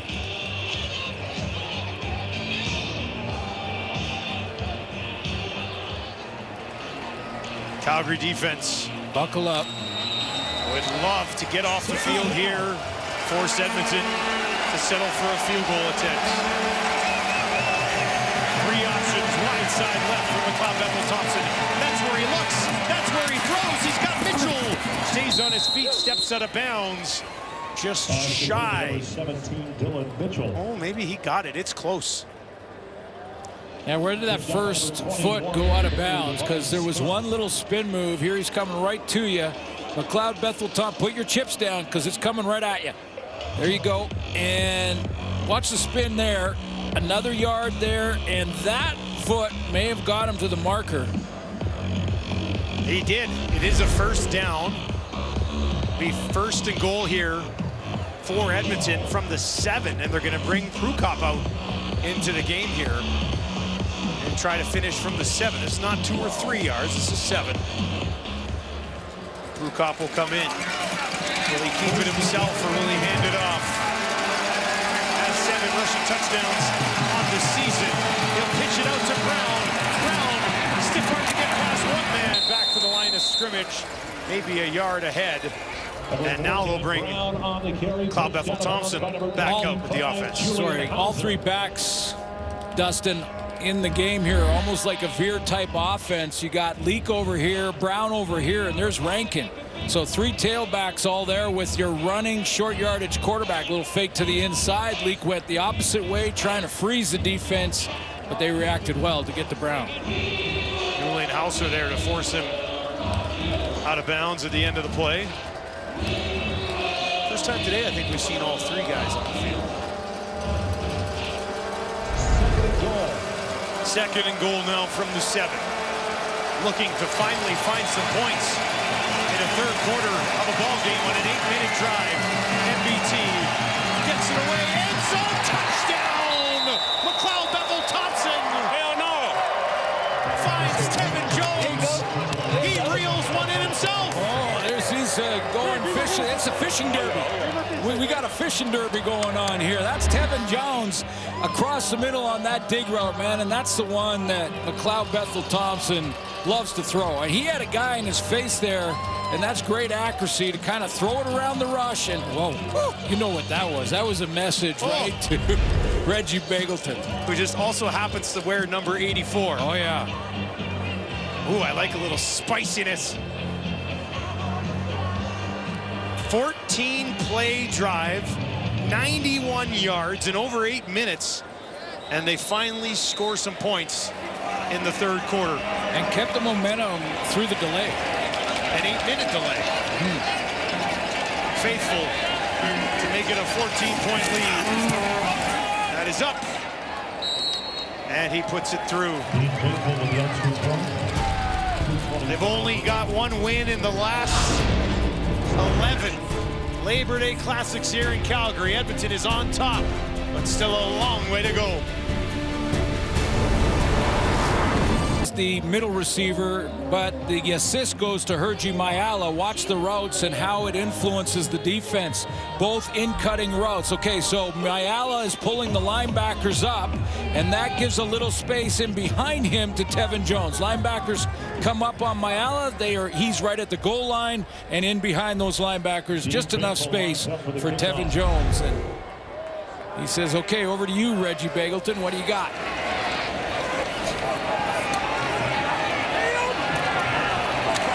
Now on the return, a little bit of room and a good effort back out just beyond the 40 by Peyton Logan. Begelton having himself a day.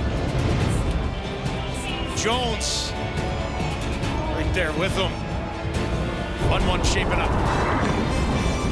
Athleticism. He's as athletic as anyone in the building. He runs 4.4 in the 40, a 43-inch vertical, and they have no qualms starting him at half in whatever matchups he might get. They weren't going to change coverages, but with Roberson down, there have been some coverage changes and some adjustments, and I think it's been showing. That's why they're playing more zone, probably, and, you know, not to try and get him on an island, although you're right. I mean, Farhan mentioned his 40 time. He tied for first in the combine in that. He also had the best broad jump. So athletically, he's gifted. Here has that batted down at the line. DeMarcus Christmas denies the delivery. Boy, he had the curl open too. He knows it. Getting the next play on second down, got to move on, but he had the curl wide open. Bears 11 of 19 for 154 and an interception, and they've not really been able to get the running game going at all. Needs 10 yards here from his own 41. Looks to his left, throws over the middle, and he's got a first down into the hands of Begelton. And now he does a Tevin Jones impression. I'm so confused. Oh, this is great. I love it. Just keep on challenging each other. The Battle of Alberta continues. There's a nice little dig route. And then reaction after. Tevin Jones. Yeah. 80 yards for Begelton so far. Now they'll get one out to Philpott. He's got some room to go. Down to the 30, to the 20, and Morgan will track him down and take him down. But Philpott with a big one for the Stampeders, and they're in business. Both Philpotts are so smooth when they run, whether it's route running or with the ball, but they don't lose any speed when they make their breaks. I mean, that's just a great turn with full speed action and then a little pause to let a couple of guys fly by. And Philpott, maybe the play that kickstarts this Calgary offense. First catch of the game for Philpott. Calgary in the red zone. Looking for an offensive spark here. They'll go from the Edmonton 13. Mayer is going to be throwing again. Has a ton of time. Out to his right. Now he's going to take it, and he slides down towards the 11. Short gain for Jake Mayer.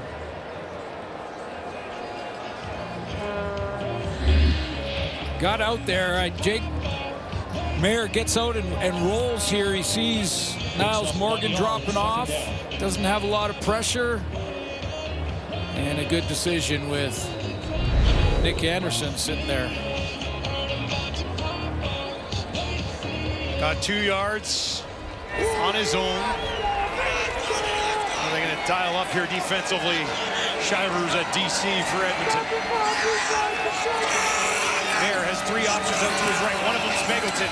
Has time over the middle to the end zone. Touchdown, Calgary. It's his running back, Kylan Hill. And his first CFL touchdown comes on Labor Day. Stretch out the horse. Got to get him going. This is a route coming out of the backfield for Hill. He dives and crosses the plane before the knee touches. Every scoring play is automatically reviewed. They will be reviewing that in real time right now to see if he was down by contact. But I thought live Oh, yeah. He crossed the plane. What a stretch. And that ball hitting the turf after the ball crossed the plane is irrelevant. Paredes puts it through. And you've got a 7-point ball game. That big man, 5-play, 69-yard drive in 2:28. That's great effort at the end of this for Kylan Hill, who's going to come out of the backfield and then get through the linebackers who jam him within the 5-yard zone. So he had to break through 2 linebackers to get there. He opens up for Mayer, makes a good catch, and then extends for his first touchdown in the Canadian Football League.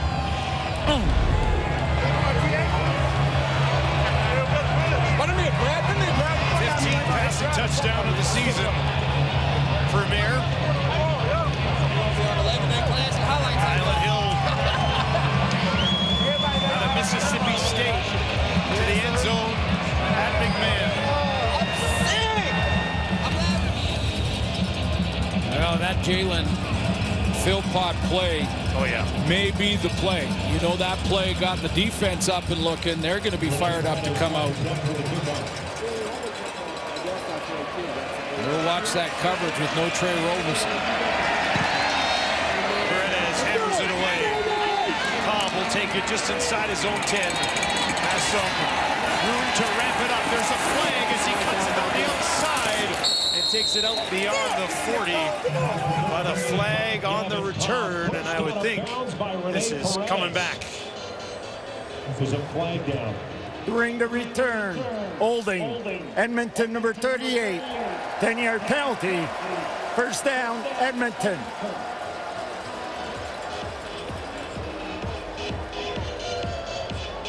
I'm pretty sure flags on returns are my least favorite thing. I just think that, especially when it's a big one.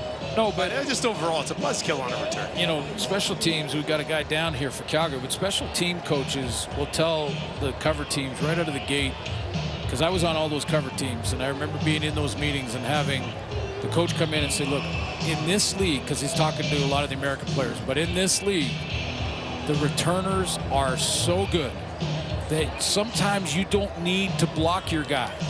All you have to do in the return is maybe get in his way, make him run around you. The returners are fast here. So don't get a penalty, because it can be so punitive. I mean, a huge return gets you past center and you're all the way back inside your own 15-yard line after a penalty like that. They're huge. The only bigger penalty is pass interference at times.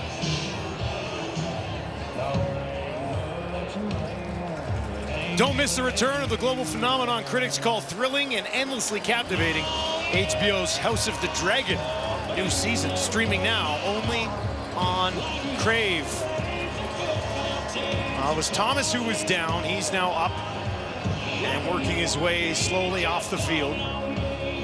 After the penalty, the drive for Edmonton will start on their own 10.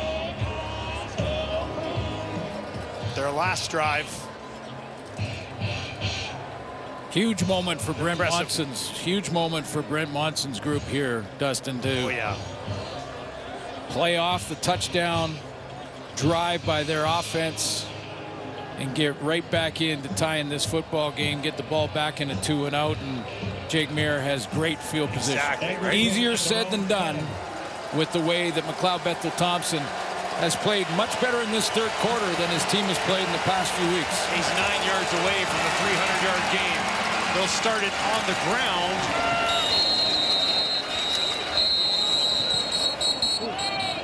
And that should do it for the third quarter. Kevin Brown with that first down carry. Edmonton looking for that rare win on the road at McMahon on Labor Day. They will head to the fourth quarter with a 7-point lead. Do not go anywhere. We'll wrap up Labor Day weekend when we return to 13. What jumps off this page? Well, it First of all, Calgary's done a pretty good job against the Edmonton run, but Edmonton feels like they've had a more dominant 3 quarters than the numbers show, although McLeod Bethel-Thompson, I think, has played one of his better football games. So, but bottom line, we are Labor Day weekend, Battle of Alberta, seen some physicality on defense. We'll continue to see that, I guarantee you. And it looks like maybe Jake Maier's offense with that Jalen Philpott play, finishing with a touchdown, maybe they get going here. 1 possession game heading into the 4th. Can't ask for more. Great crowd here at McMahon as well. Absolutely jammed, and they're being treated to an excellent second half so far. Where does this one end up? Calgary come from behind and steal one away from Edmonton. 2nd and 7 for NBT.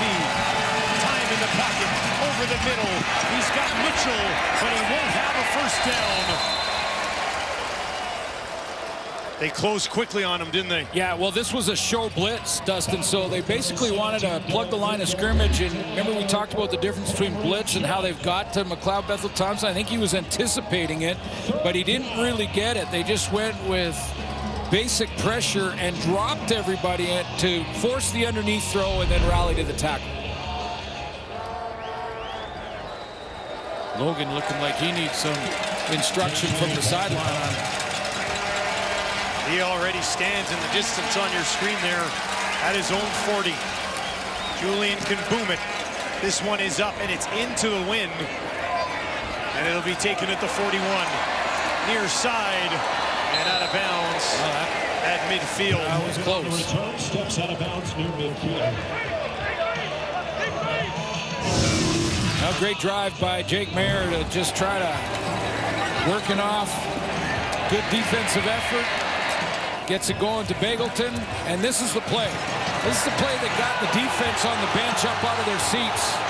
Saw Philpott go down the sideline, get into scoring range, and then the touchdown. Defense comes out after that drive, gets a 2 and out, and now great field position for Calgary. That is how the momentum can swing so quickly. They start this drive smack dab at midfield. Hill stands in behind his quarterback. He'll fake it to him. Maier now down the field, has a nice window and drops it in there to Markin Michel. First catch of the game for Michel is a beauty. Concentration here from Markin Michel, because he has to lay out for this because Jake Maier's throwing away from coverage. So he's got a linebacker closing inside out, and he needs to throw it out there and hope that Markin Michel can secure this and watch the concentration. Oh, nice. Arms underneath. Nick Anderson right in the vicinity. 15 yards to Michel. Maier goes that way again. Michel picks it up for 1 tackle, but not the second, as Cordell Jackson came in to finish off what Moncrief started. Yeah, that's why you hustle. That's why you hustle defensively, even though you see a guy that might have a clear look at the tackle. It doesn't matter. There's Michel comes in and then hits the flat. Now Moncrief's got him, but you keep hustling because he might spin out of that. He does, and that's where Cordell Jackson comes up and helps his teammate. Moncrief went right over to 15, went, hey, thanks, man. Thank you. 2nd and 6. Maier hit as he throws. Deep shot down the field, intercepted. Purifoy takes it away just inside the 5. Second INT of the game from Maier. And this one a bit of a backbreaker early in the 4th quarter.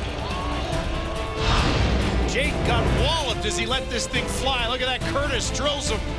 Hangs it out there. Purifoy slides over, has his 2nd pick of the year.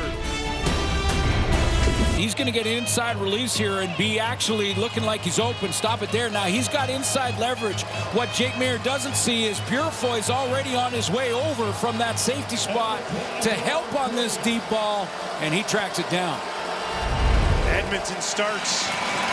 Great to Gibbons. Ball pops out. Helmet comes off. It's blown down. Gibbs is saying he was already down. They're going to say no catch. Gibbs is going to try to argue this. We'll give you another look. Here's the physicality we talked about at the turn. Watch this hit. This is Alway. Double pop.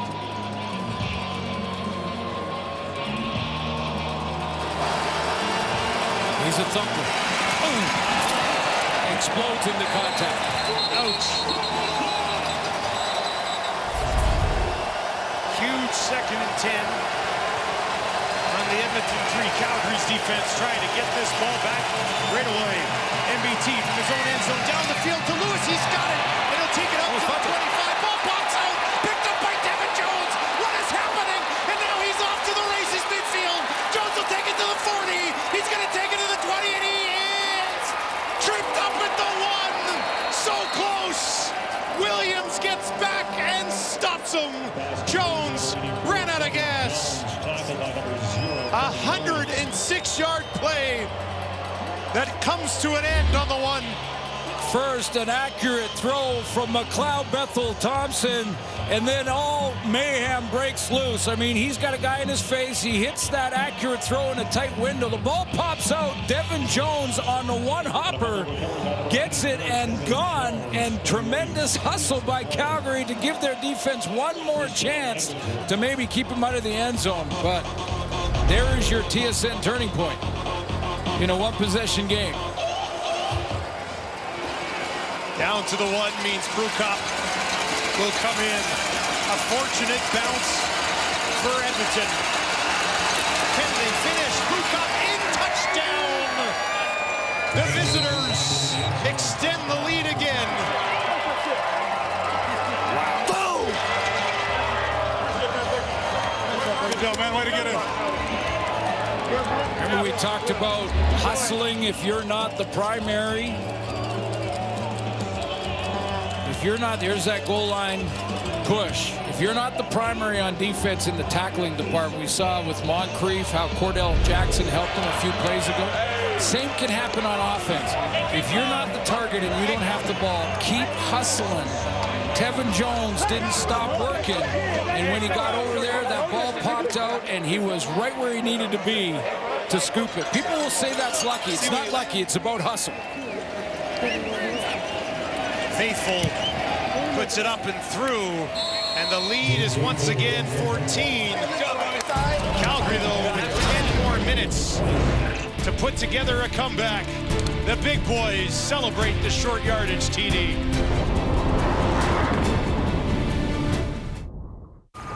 At OK Tire, we can fix your pickup. We can fix things that pick up your pickup. And we can even fix things that pick up what can pick up your pickup.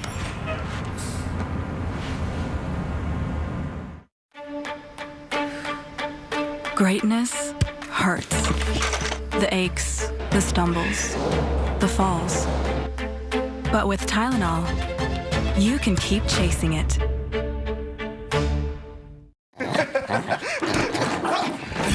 What was that? Nothing. Gorilla Super Glue. Brush for edge-to-edge coverage and nozzle for precise application all in one. For the toughest jobs on planet Earth.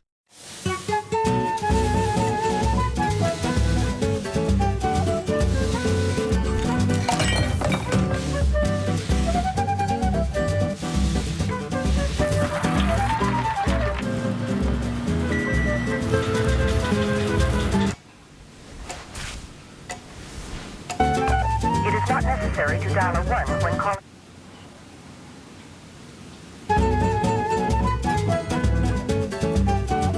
Tim's new flatbread pizza, freshly prepared and hot out of the oven. Starting at $6.99 in simply cheese, chicken parmesan, pepperoni, and bacon everything. Try new flatbread pizza today, starting at $6.99. It's time for Tim's. All young receivers watch Tevin Jones here and just by example follow his lead. He's not the primary target. He's going all the way down the field, hustle down the bottom right of your screen. Now he's looking for a block, and look what happens. Ball pops out. He's right there to scoop it, and away he goes. I mean, we're talking about just being in the right place at the right time. It's not lucky. It's hustle. And that was our spider cam, by the way. Back in action. I think he's being called out for doing the peace sign too early and getting tracked down at the 1. Good hustle by Williams. They end up punching one in with Crew Cop anyway.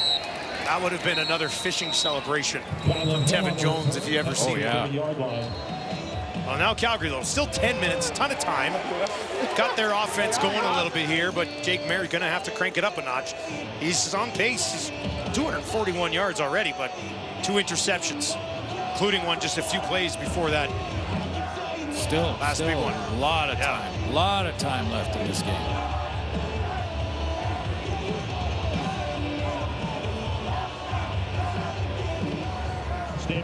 Maier 16 of 25. Nothing really on the ground so far. They've only ran the ball 8 times, and one of those was just a scramble from Jake. He'll be throwing here over the middle. Tight window, solid coverage, but the catch is made by Philpott. He had Moncrief draped all over him. He did. I think it surprised Moncrief. Run that crossing route, and I think Moncrief was thinking, you know, I've got him so well covered, there is no way you're going to throw this. But Jake Maier felt the pocket was collapsing a little bit and hit him.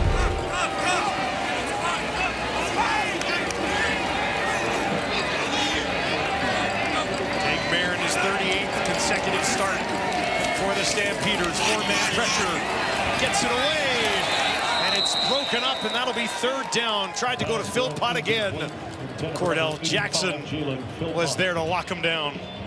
Well, in the first play that we just saw, Philpott on the crosser, he was the number 3 receiver, the inside receiver, and that means he got locked up on Moncrief. That time he was number 2, did the crosser. Cordell Jackson adds to his knockdown total. He leads the team. Offense will stay on the field. 3rd and 3, down 14, but still 9 minutes left. I'm not sure about this. Pretty early. Kyler Hill stands to the left of his quarterback, Maier. Gets it away. He's got it for the 1st down. It's Beggleton, of course. And Calgary's offense gets a big one. Even though it worked, still not sure about it. And why not with the veteran? Beggleton back from that bunch formation and just cuts underneath coverage.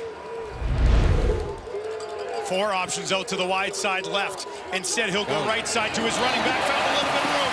Kylan Hill high-stepping across midfield and braced for a big boom from Bratton. Well, one of his superpowers is clearly going to be him catching the ball out of the backfield. We talked about how he did that well in college as well. And draft pick in the National Football League, he can catch the ball in the backfield, and he looks for contact. Maier got it to Michelle. Tackle immediately. Moncrief, the veteran, sets up a 2nd and long as they'll take a loss on 1st down. Loss of 2 yards, 2nd down. He's been important to that defense, Moncrief, a veteran guy. Oh, yeah. Coming in, stabilizing things as the 3rd linebacker alongside Morgan and Anderson. I think Maddie talked about it at halftime. That's as good a linebacking core as you'll see in the CFL. Jake Maier looking for 12. Down the field, drops it in, what a catch! Beggleton again! Beggleton went and got it, he's over 100 yards. Well, you know what, he's going to run into his limit. You know, you're going to limit out here with catches because this is a beauty. He's got a guy closing quickly. He's got to go and reach out for it, keep in bounds as well. He knows the sideline's getting close. What a great catch. 6 catches, 108 yards for Beggleton. Calgary looking for an immediate response. 1st and 10 from the Edmonton 29. Maier, a ton of time. Flag on the far side as he dumps it off to Logan. Logan will eventually be taken down by Kai Gray, but there was a flag as Jake threw that. Pushed out of bounds by number 5, Kai Gray. Illegal procedure. Calgary, no end. 5-yard penalty. Will replay 1st down.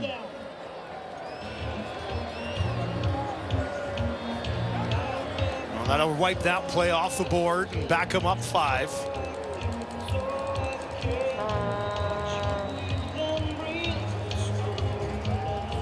Mayer a couple yards away from a 300-yard game. Edmonton lines up 4, sends all 4 of them. Mayer gets it away. Tight window, intercepted. It hung up there and was taken away by Bynum. His second of the game. And Jake's thrown 3.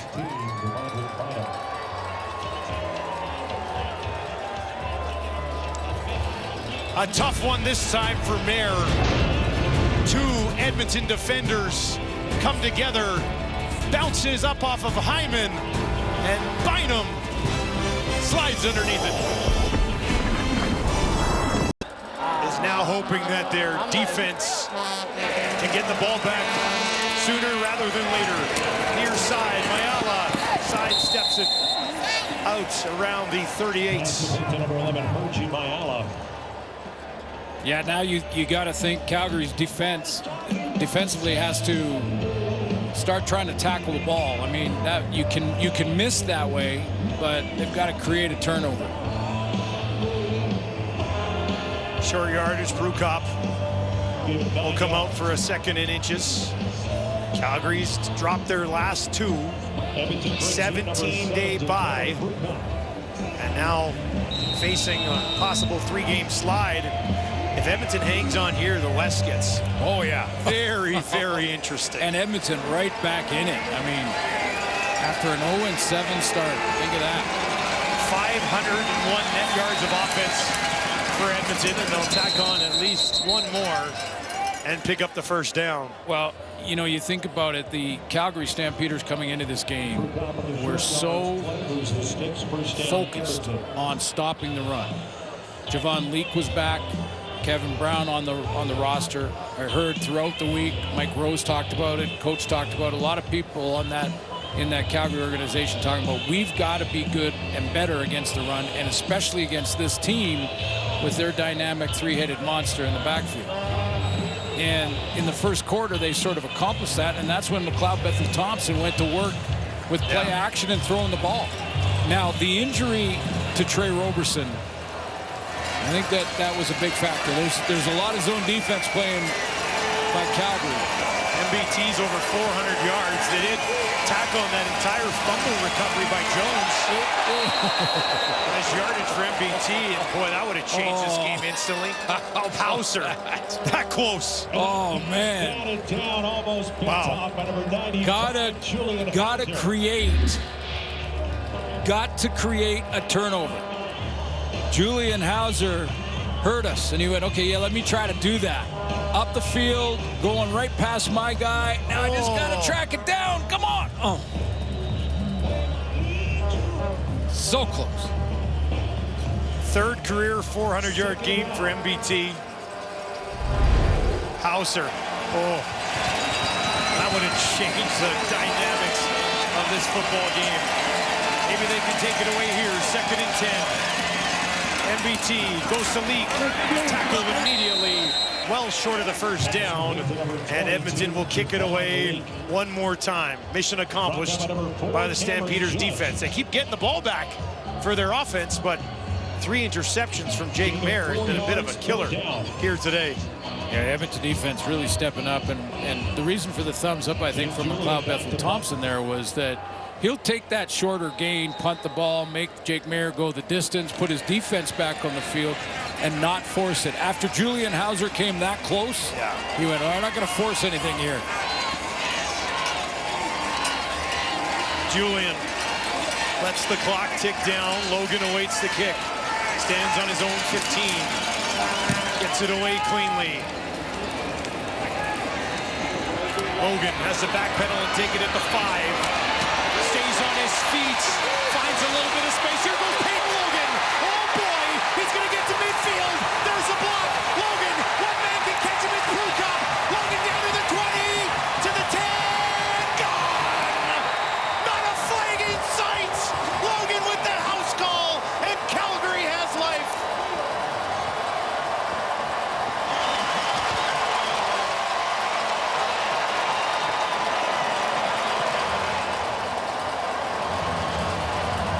Labor Day. Do you expect anything less? Nope.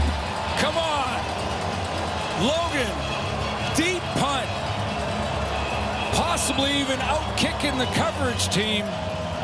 And Logan bobs and weaves his way the distance. And great hustle to get that last chance. I believe that was LaBrosse. 104 yards for Peyton Logan. There's an injured Elk down on the field. That's why we've got yet coming for the extra point. Leon O'Neal Jr., he's up and going to walk off. That's some grown man shit, Peyton. Logan has looked dangerous for years. And he pulls that one out.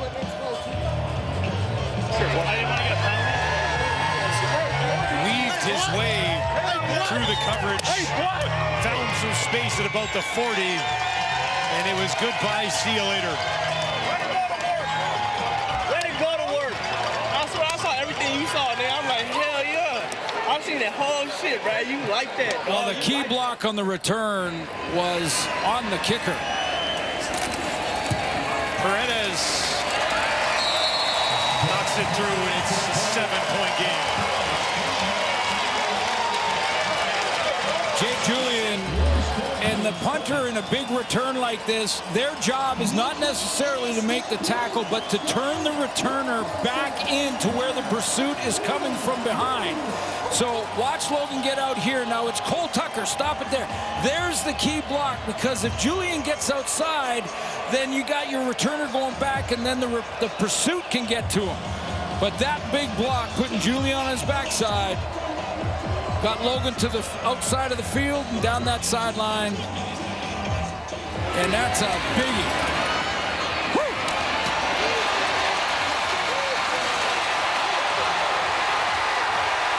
And boom, right there. And then an escort the rest of the way from LaBrosse. And McMahon erupts. And we've got a long way to go. We haven't even entered the most chaotic moments of this football game just yet. 3 minutes looms ahead. Well, and it happens where now no decision for Dave Dickinson. He just pounds this ball deep, puts his defense out there. And I mean about onside or not onside. But before the 3-minute warning, you're kicking it deep. Paredes lets it fly. Taken by Mitchell. Tackle made just outside the 30 by St. Cyr. Well, now you'd think that Edmonton wants to lean on that run game that has been so successful throughout the last 4 weeks, their last 4 games, just to bring it full circle. McLeod Bethel-Thompson thrown for over 400, so, you know, they're confident there. But, you know, when you throw the ball and it bounces around, bad things can happen. My guess is they want to lean on that run game, see if they can grind that clock a little bit. However, Calgary knows that too. Leak waits in behind his quarterback. Of course he'll get it. And Leak will take it ahead all the way, among others, on the tackle. And that'll set up a second down. Labor Day Classic, living up to the name between Edmonton and Calgary. Settle in. Great finish on the way. Who's with week 14, Lions and Alouettes on Friday Night Football, and then Super Saturday, Argos and Red Blacks will get us started. The Banjo Bowl on CTV, and then these two teams will go at it up the highway in Edmonton. That Saturday's going to be unreal. Now that game's not on TSN, only on CTV. And we'll have it for you from Winnipeg. Huge play here, 2nd and 6. Edmonton looking for a first down. MBT, he's going to look down the field, and he's got Jones. Stays inside. Oh, are you kidding me? Jones to the 10. Touchdown, Edmonton. And that might do it. 73 yards to Tevin Jones. And Edmonton blows it open again.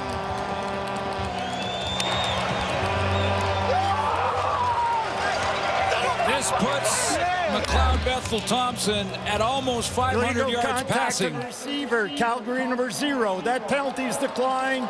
Result of the play is a touchdown.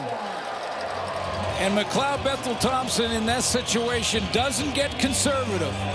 Doesn't sit on it with a crosser or tries to go with a check down or anything like it. What does he do? A corner route, deep corner to Tevin Jones. Wow. Tevin Jones is at 208 yards, 2 touchdowns on 5 catches, and you probably didn't even start him in fantasy. Career high for MBT at 486. And Edmonton once again bounces the lead back up to 14. Let's take a look at the route. It's Dozier has to take away the inside because of the pressure. He doesn't have any help deep, so he's a little bit late to the party there. Thought he got there with the hands. The concentration by Tevin Jones. Didn't get distracted by the hand of Dozier in there and turned the corner. After Dozier the laid play, out. Major foul, unnecessary roughness, Edmonton number 96. This is a misconduct 15-yard penalty that will be enforced on the kickoff. Well, the highest scoring team in the Canadian Football League has hung 34 on the Stampeders at McMahon. 3 different receivers have 100-yard games.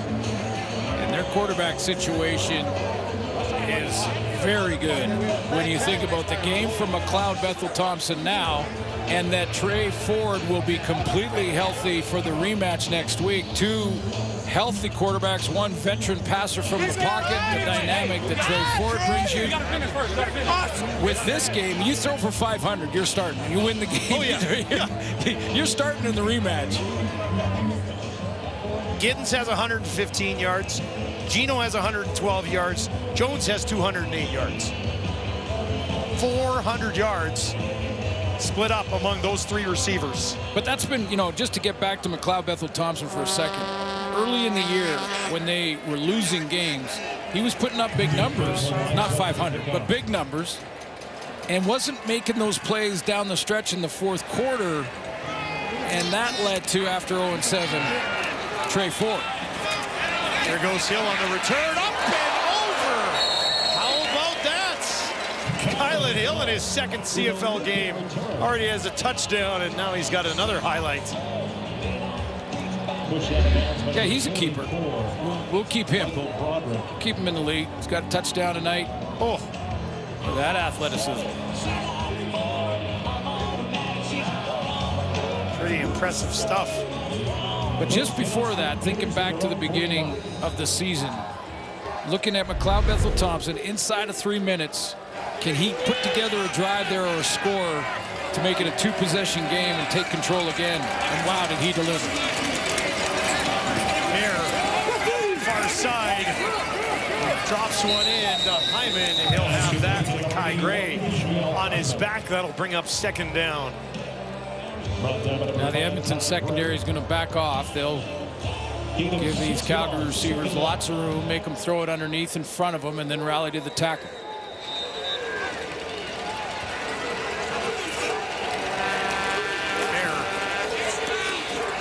In trouble, taken down. Oakman got there and wrapped him up after he had a little bit of time in the pocket. 3rd down. 3rd down. 3rd down. What's up? What's up? Coaching from Darius Jackson. Reminder to the defense. It's 3rd down. Get the stop here. Kill more time on the clock. 4-man pressure. Good coverage downfield. 3rd and 13. They're in trouble again, trying to get away from Brown. Who turns, heaves one down the field, intercepted for good measure. It's Purifoy's 2nd of the game. The 4th thrown by Jake Mayer, and that should be the final dagger. Well, the 4th was a desperation throw. The other 3, they'll have to break that down when they get to the film sessions, but I'll tell you what, let's give some credit, a bunch of credit to this Edmonton defense all game long. Couple of plays by Calgary. Bagleton had himself a decent game, but this defense has created turnovers, and that's been the issue for Calgary. When they win games, they win the turnover battle. When they don't, they lose it. Purifoy with 2. Bynum with 2. Mayer with 4, and he'll have to go back to the drawing board before traveling up to Edmonton on Saturday. Boy, the standings get interesting, as you mentioned. It's messy. It's amazing, but messy. This will put Edmonton and Calgary at 8 points apiece, and they are just behind the teams at the top. We'll give you look at this. A look. Look at this in the West. Saskatchewan drops a dramatic game to Winnipeg. So the Bombers, what is that, 4 in a row for the Bombers? They're at 500. BC gets the win in Victoria. So they've got a little bit of an edge, but it's anybody's ball game in the West. Well, I know in the month of September, Edmonton gets Calgary. Then a home and home with Winnipeg. Yeah, they get two huge games against Winnipeg. Two more games between these two teams coming. Yeah, they'll play next week and then again in early October, I believe. And that could be a huge one as well. Well, the West is playing the West in the final month and a half of the season, that's for sure. Yeah, Calgary's played 10 games, only 4 of them against the West so far, as Dickinson will call a timeout. I walked by G-Roy Simon, Calgary, before this game up in the box here, and I was talking to G-Roy about his team, and I said, you know, you guys win today, and you're right in the fight. And he looked at me and without hesitation said, oh, we're going to win today. Oh, very confident. Honestly, great confidence. I went, oh, okay, all right. I'm not sure if he thought his quarterback was going to throw for 500 yards. Well, they've won 4 of 5 now. And the one they lost was against Montreal in a field goal miss from Beattie late, kind of changed that one. So maybe the tide is turning a bit here for Edmonton. Calgary will have lost 3 in a row. 2 in a row at home. Julian just decides to boot this one down and through the end zone. That'll make it a 15-point ball game. Yeah, I'm not sure he wanted to do that, but home and home, because home and home doesn't matter. They play 2 more times. So you got to think about that too when they're playing West against West throughout the next 7 weeks of the season, because you want to look at points for and against, and we'll get a chance to look at Logan Bonner here come up to finish this one off. He's attempted 8 passes so far this year, completed half of them.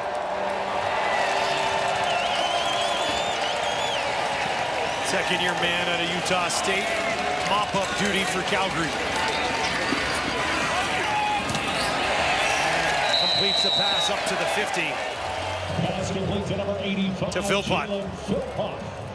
One of the things that I think Calgary's really got to work on, they might have a guy here in Hill, is their run game, though.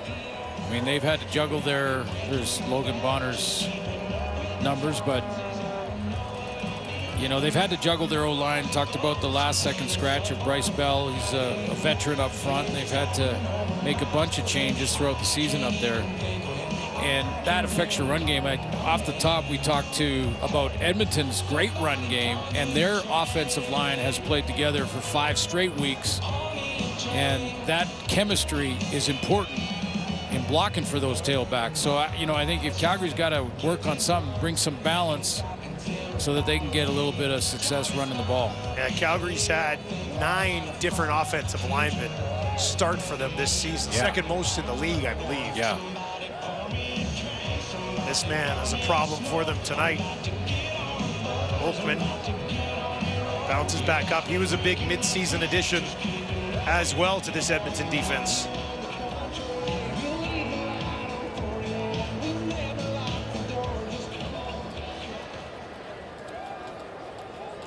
Calgary won the Labor Day Classic last year, 35-31. had taken 10 of the last 11 in this matchup on this day. This will be a second down coming up after the completion to Philpott. Yeah, it'd be good to see Philpott get a few more touches too. I mean, that one big play he made really kind of kick-started Calgary. Although they couldn't close to a tie, they could only close to the one possession behind. Bonner, another completion. Back to Philpott again. Steady diet of Philpott here with Bonner. Tackle made by Anderson with 48 seconds on the clock. This Edmonton Elks team now, their defense playing their front seven, their linebacking core, and the young guy in the secondary is playing maybe his best football in Cordell Jackson. And, you know, when you think about that with Bratton and Kai Gray being solid into the boundary, you know, and those guys playing together for as long as they have, they can lock down that short side. And the question in the early on issues were not to put it on Cordell Jackson, but he was the young guy trying to find his way. And I mentioned off the top, he's one of the guys that is now leading their team in knockdowns and interceptions. All 5 of the guys you see in the secondary right there have multiple interceptions on the season. 2 of them have multiple interceptions tonight. Almost another one. Almost another one that time. That would have been the first of the year for Anderson. So it's a secondary full of ball hawks so far this season. You know, and credit to this Elks team too, that after the Peyton Logan returned for a touchdown, boy, they weren't affected by it. You know, a team back in the 0-7 time, they would have collapsed after that. They would have fumbled in and it would have been a touch. Exactly. And they didn't. They marched out there offensively and hit the deep one to Tevin Jones. 3rd down. Bagleton looking for the first. Gets hammered there by Morgan.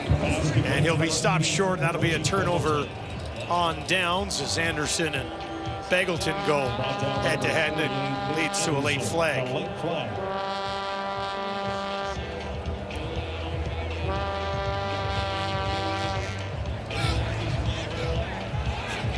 Still some chirping down on the field. Purifoy not happy. Well, we got to plant some seeds for the rematch, right? Moncrief puts his hand up like, I got him. Yeah. Relax. After the play, misconduct, objectionable conduct, 10 yards, Edmonton number 48. It will be first down, back 10 yards for Edmonton. Nick Anderson, Moncrief, and Morgan have combined for 18 tackles in this game for the Edmonton defense.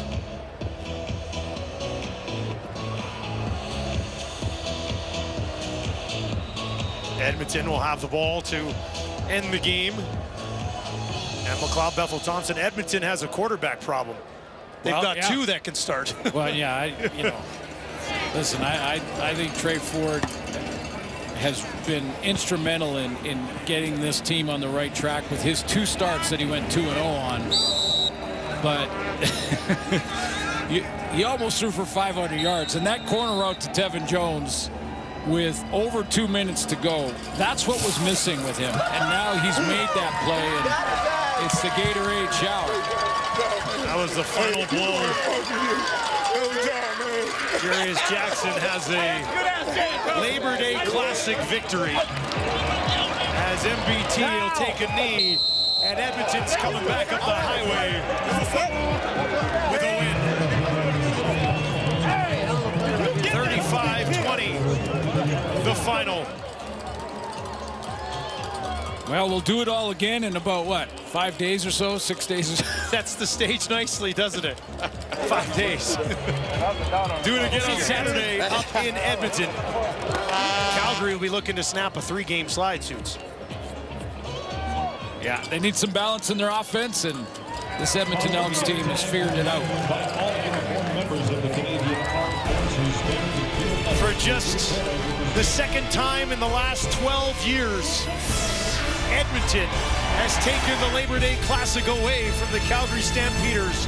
McLeod Bethel Thompson, a career high 486 yards and 3 passing touchdowns. And it's 4 of the last 5 ending in victory for the Green and Golds. That'll do it